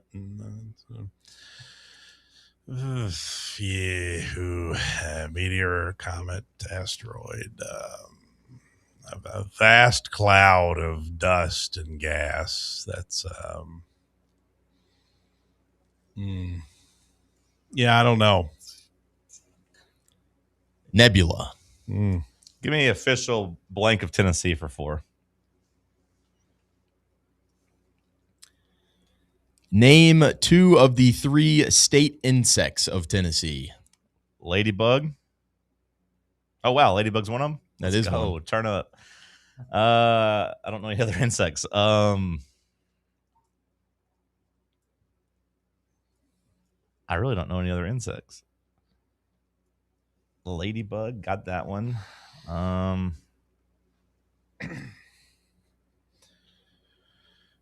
Butterfly. Nope. Is that even an insect? Is a ladybug? What else would it be? I don't know. It's incorrect. Yeah, no, I just didn't even know if it was an insect or not. Ladybug, firefly, and honeybee. Give me the year question for 2. If I can get on the board here. Hope you miss one. The Deepwater Horizon ocean oil spill. The Blackhawks win their first Stanley Cup since 1961, and Instagram is launched. Oh, Jesus Christ.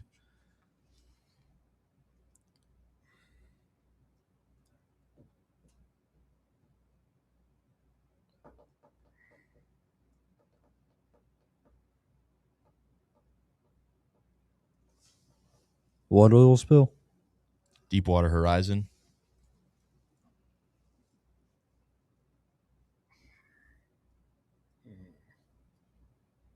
This is like a 4-pointer. It's so unfair. I do think you probably got the 4-pointer and 2-pointer mixed up since you had World War I on the 4-pointer. Well, I didn't say World War I in the question. Well, I just kind of assumed Cody would maybe. No talking, fellas. Trying to think. The BP oil spill and Instagram would have been somewhere between like 07 and 09.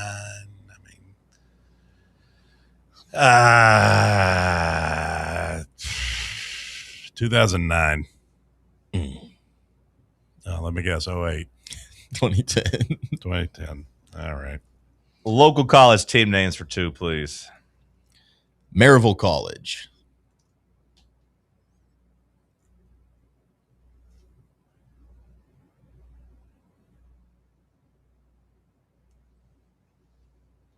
Damn.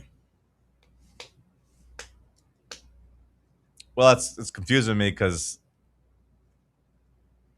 of the high school.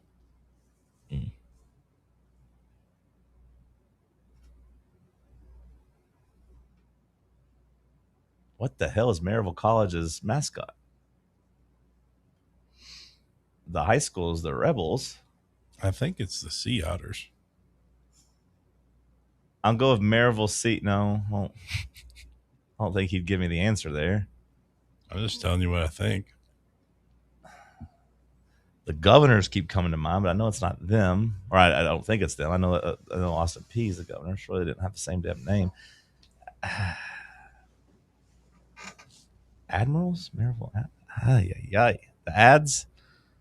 The ads, I feel like. The Admirals? No? Scots. Yeah, okay. I could picture the mascot. I like how you randomly knew Lee University. Eh? Okay. I mean, I had some buddies that played baseball for him, actually. Voice actors for 4 seems just like like it's never going to happen. Yeah, I don't know that. 6.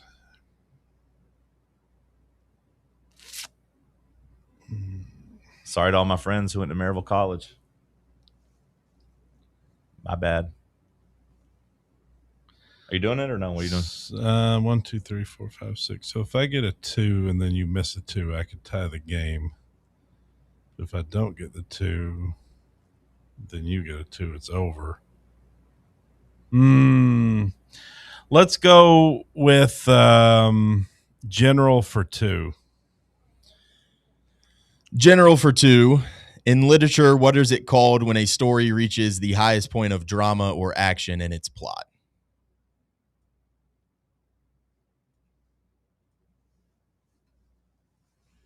Climax? That is correct. Okay. Pretty good. 2, 3, 4, 5, 6. So I need you to miss a 2. Give me events and years for 1, please. The September 11 attacks. Dale Earnhardt is killed at the Daytona 500, and Apple introduces the iPod. 2001. That is correct.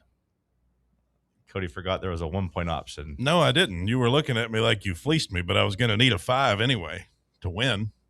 You were talking about needing me to miss a 2-pointer so you get a 2-pointer to tie. Yeah, I was going to try to tie it if you went for a 2. Right. But either way, you getting 1, I would still need a 5-pointer to win the game. Right, but now you can't tie. Right. But that was unlikely anyway. You needed me to go for a 2 and miss it. I was setting it up for the off chance that maybe I could do that.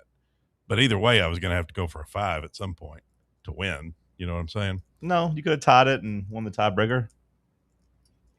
Yeah, if you had gone for a 2, but and you missed didn't it. do that. That's what you said twice that I was going to do. I don't know what your logic there is. Okay. Either way, the chance of me winning was going to need a 5-pointer. So or to get a 2 and win the tiebreaker. Yeah, but you didn't do that. Right. Let's the point. go. Yeah, but what difference does it make if I did the 5 last round versus this round? You know what I'm saying? I didn't say, that wasn't anything. I was more so you talking about me going for a 2-pointer and missing it. You took a 2-pointer thinking I would do a 2-pointer and you'd hope I'd miss it. No, I wasn't necessarily thinking. I didn't do that. I went for a 1-pointer to make sure that you had to get a 5-pointer win. Or the voice actor for 4. Yeah. I wasn't necessarily thinking you'd do that. Okay. Because you knew I wasn't going to do voice actor for 4. Let's go with year for 5. Year for 5. The NASDAQ is established in New York City. Starbucks is founded in Seattle. The debt acquired to build the Golden Gate Bridge is paid off. These are all things he loves.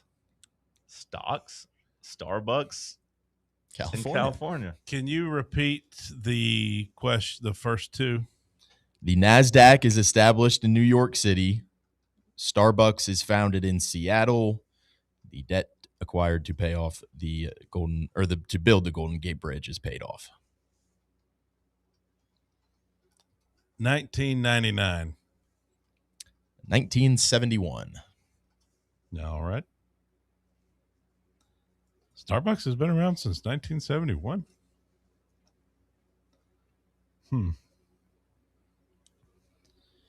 Well, good game.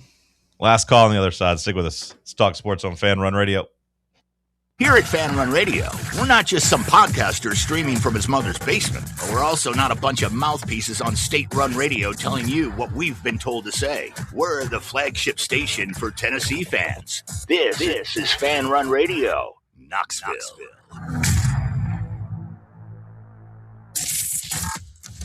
Smoky Mountain Brewery is the place to be for game day. From the moment you walk in, it's wall-to-wall big screens, making Smoky Mountain Brewery the perfect place to watch the Vols or your favorite team in action. With locations in Turkey Creek, Maryville, Pigeon Forge, and Gatlinburg, you're never far away from a great time at Smoky Mountain Brewery.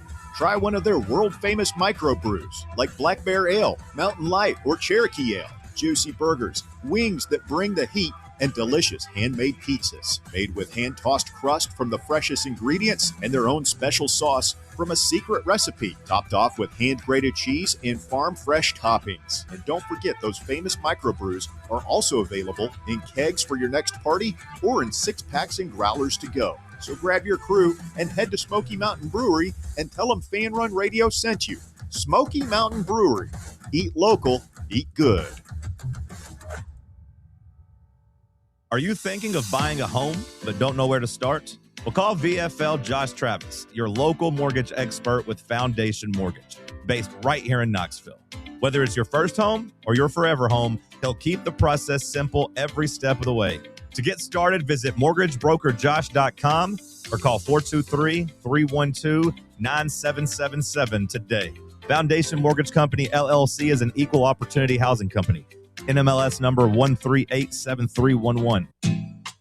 Surfside is made with vodka, real tea, and real juice, and has only 100 calories, 2 grams of sugar, and 0 bubbles. That's right. No bubbles, no troubles. That's why Surfside was named the 2025 Spirit Brand of the Year by MarketWatch. Their variety packs come with options: iced tea, lemonade, or green tea. Find your flavor by trying them all. Surfside. Sunshine in a can. Must be 21 or older to enjoy. Party smart. Citizens National Bank. Life is more fun with a Good Life account, offering extra benefits, including bank travel. Experience the trip of a lifetime to Ireland. Explore rolling green hills, historic castles, and charming villages across the Emerald Isle. Get in on the fun. Call 865-429-7935 today. Citizens National Bank. Banking never felt so good. Member FDIC. A brand built in Tennessee and born from the love of the game. Inward Half revolutionizes golfing comfort. Crafted by a former pro and dedicated enthusiast just like you, our luxury performance wear guarantees you stay cool and comfortable through every swing and every day. We're not just a brand. We've set out to create a lifestyle for those who understand that impeccable style and premium performance are a hole-in-one. Enjoy the walk-in with Inward Half.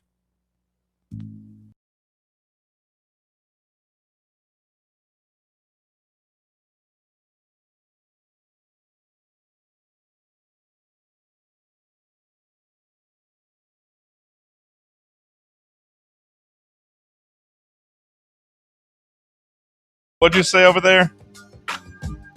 You guys talking trash about our performance during the break? Oh, Did I hear that properly? I was just saying that Bear was texting me through most of that trivia, and he was getting a lot of it right. So I was just surprised that it was so low scoring. He got Florence Nightingale right? He didn't text me about that one. But why did he feel the need to text you the answers just so you would know that he? I guess he's playing along too. Did he want you to just think that he was smart because he Googled the answers? Is that what he wanted? Now you think he's Googling answers, Cody? Yeah. You don't think Bear's smart enough to be able to get this trivia on his own? Mm-mm. It was Sorry, pretty Bear. tough. It was pretty tough trivia. Mm-hmm. I'm just curious of what you think I should have done on the last because you acted like that was a bad strategy. Oh, no, I didn't act like it was a bad strategy. I acted like you saying out loud that I was going to take a two-pointer was bad. You said I multiple was just times trying I to was going to leave take a myself an opening on the last question because it was 4-0. So if I had missed the 5 there, then you could have gotten a 2 and ended the game. Personally, you know what I'm saying? Yeah, but personally, I mean, Did you hear what I said? If you're just looking at game logic and game theory, you probably would have been better off just going for 2 5-pointers and having 2 chances at one.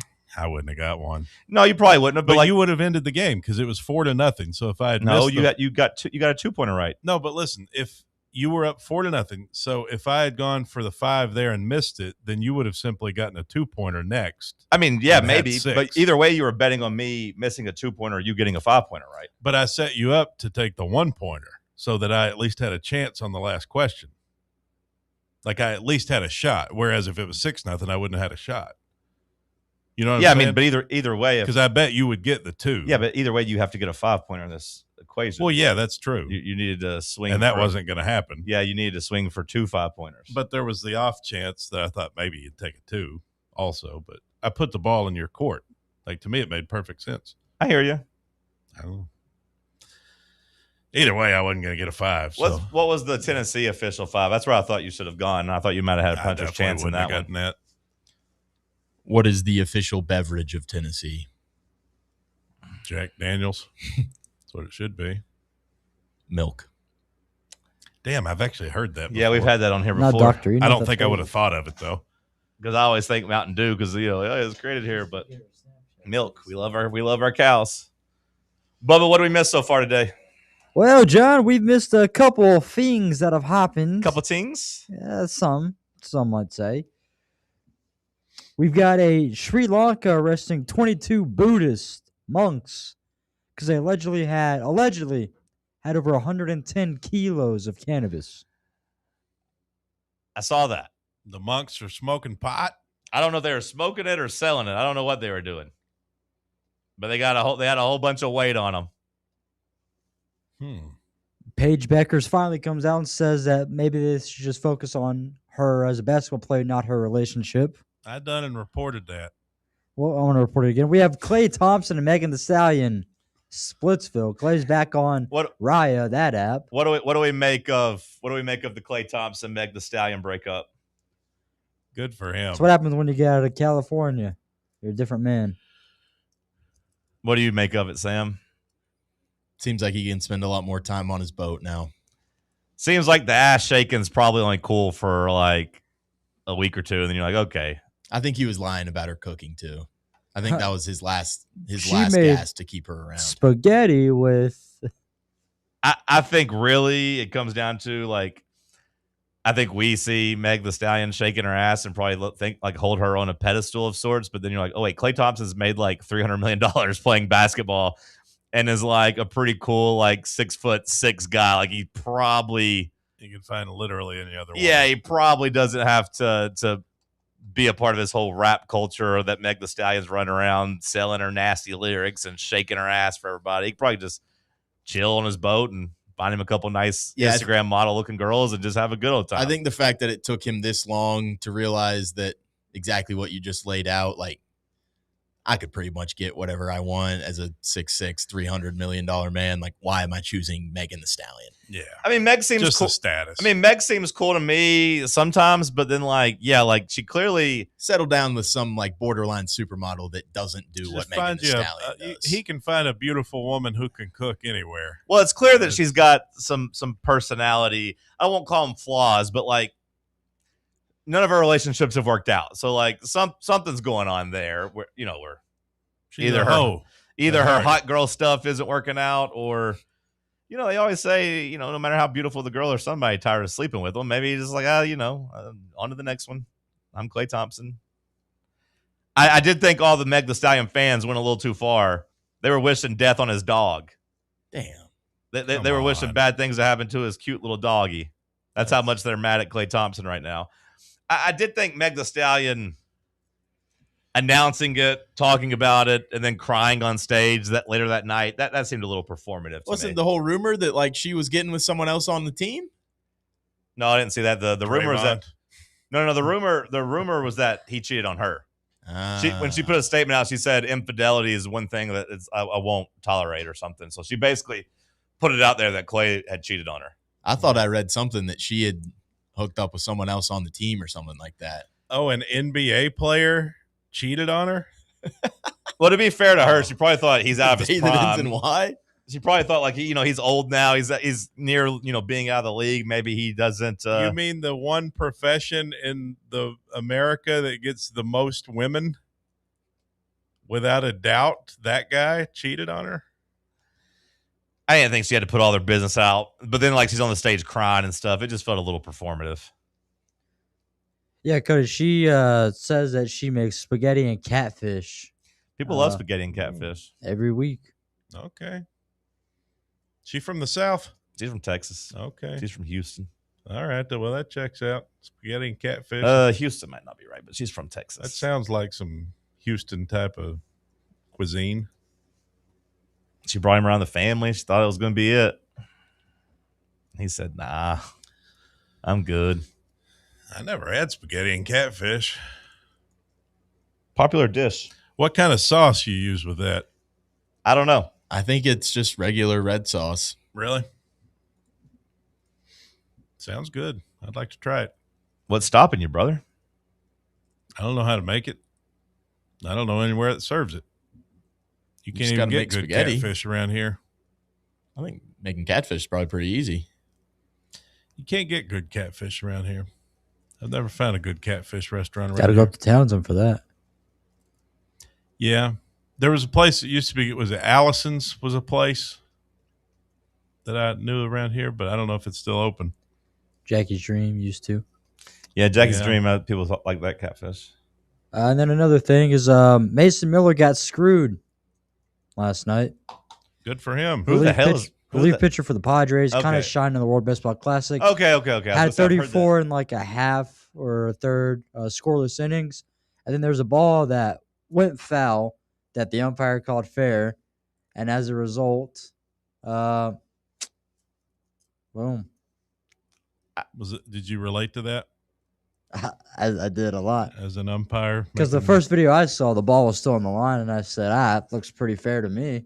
And it looked like Ty France, when he went to pick it up, knocked it to the side a little bit. But also, I've seen people do that as well, and it'd still be ruled foul. So, All right, Cody, 3 huge Game 5s tonight. Boston hosting the 76ers, 11.5-point favorites. The Knicks, 6.5-point favorites over the Hawks. Caw-caw. And the Spurs trying to close out the Blazers. Well, are you going to ask me what I'm betting on? Sure. Well, I need to consult Brendan Sorsby to see what he's got first. But I'm thinking, here's what I'm thinking. Okay. The last 2 games, Boston and San Antonio both went up 3-1 in their series against their inferior opponents, right? And they both won by more than 20 points. They both absolutely blitzed their opponents. Okay. I'm thinking now that it's 3-1 and those teams are clearly overmatched, the Trailblazers and the Sixers got to be thinking, we're not going to win this series. 1, right? 2, 3, Cancun.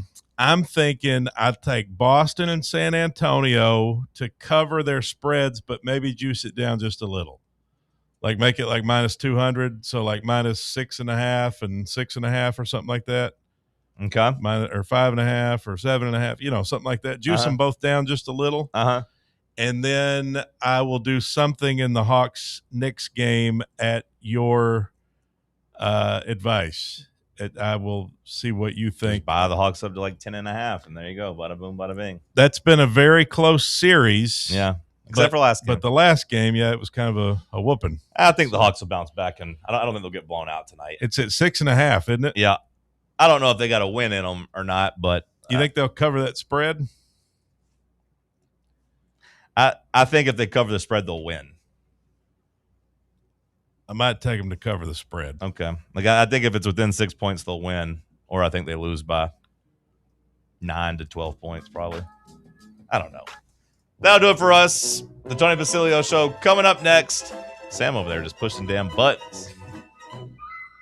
Thought I had it hovered over and It's right all, on top of it. It's all good, brother. It happens. That'll do it for us. Tony Basilio Show up next. Stay locked in right here on Fan Run Radio.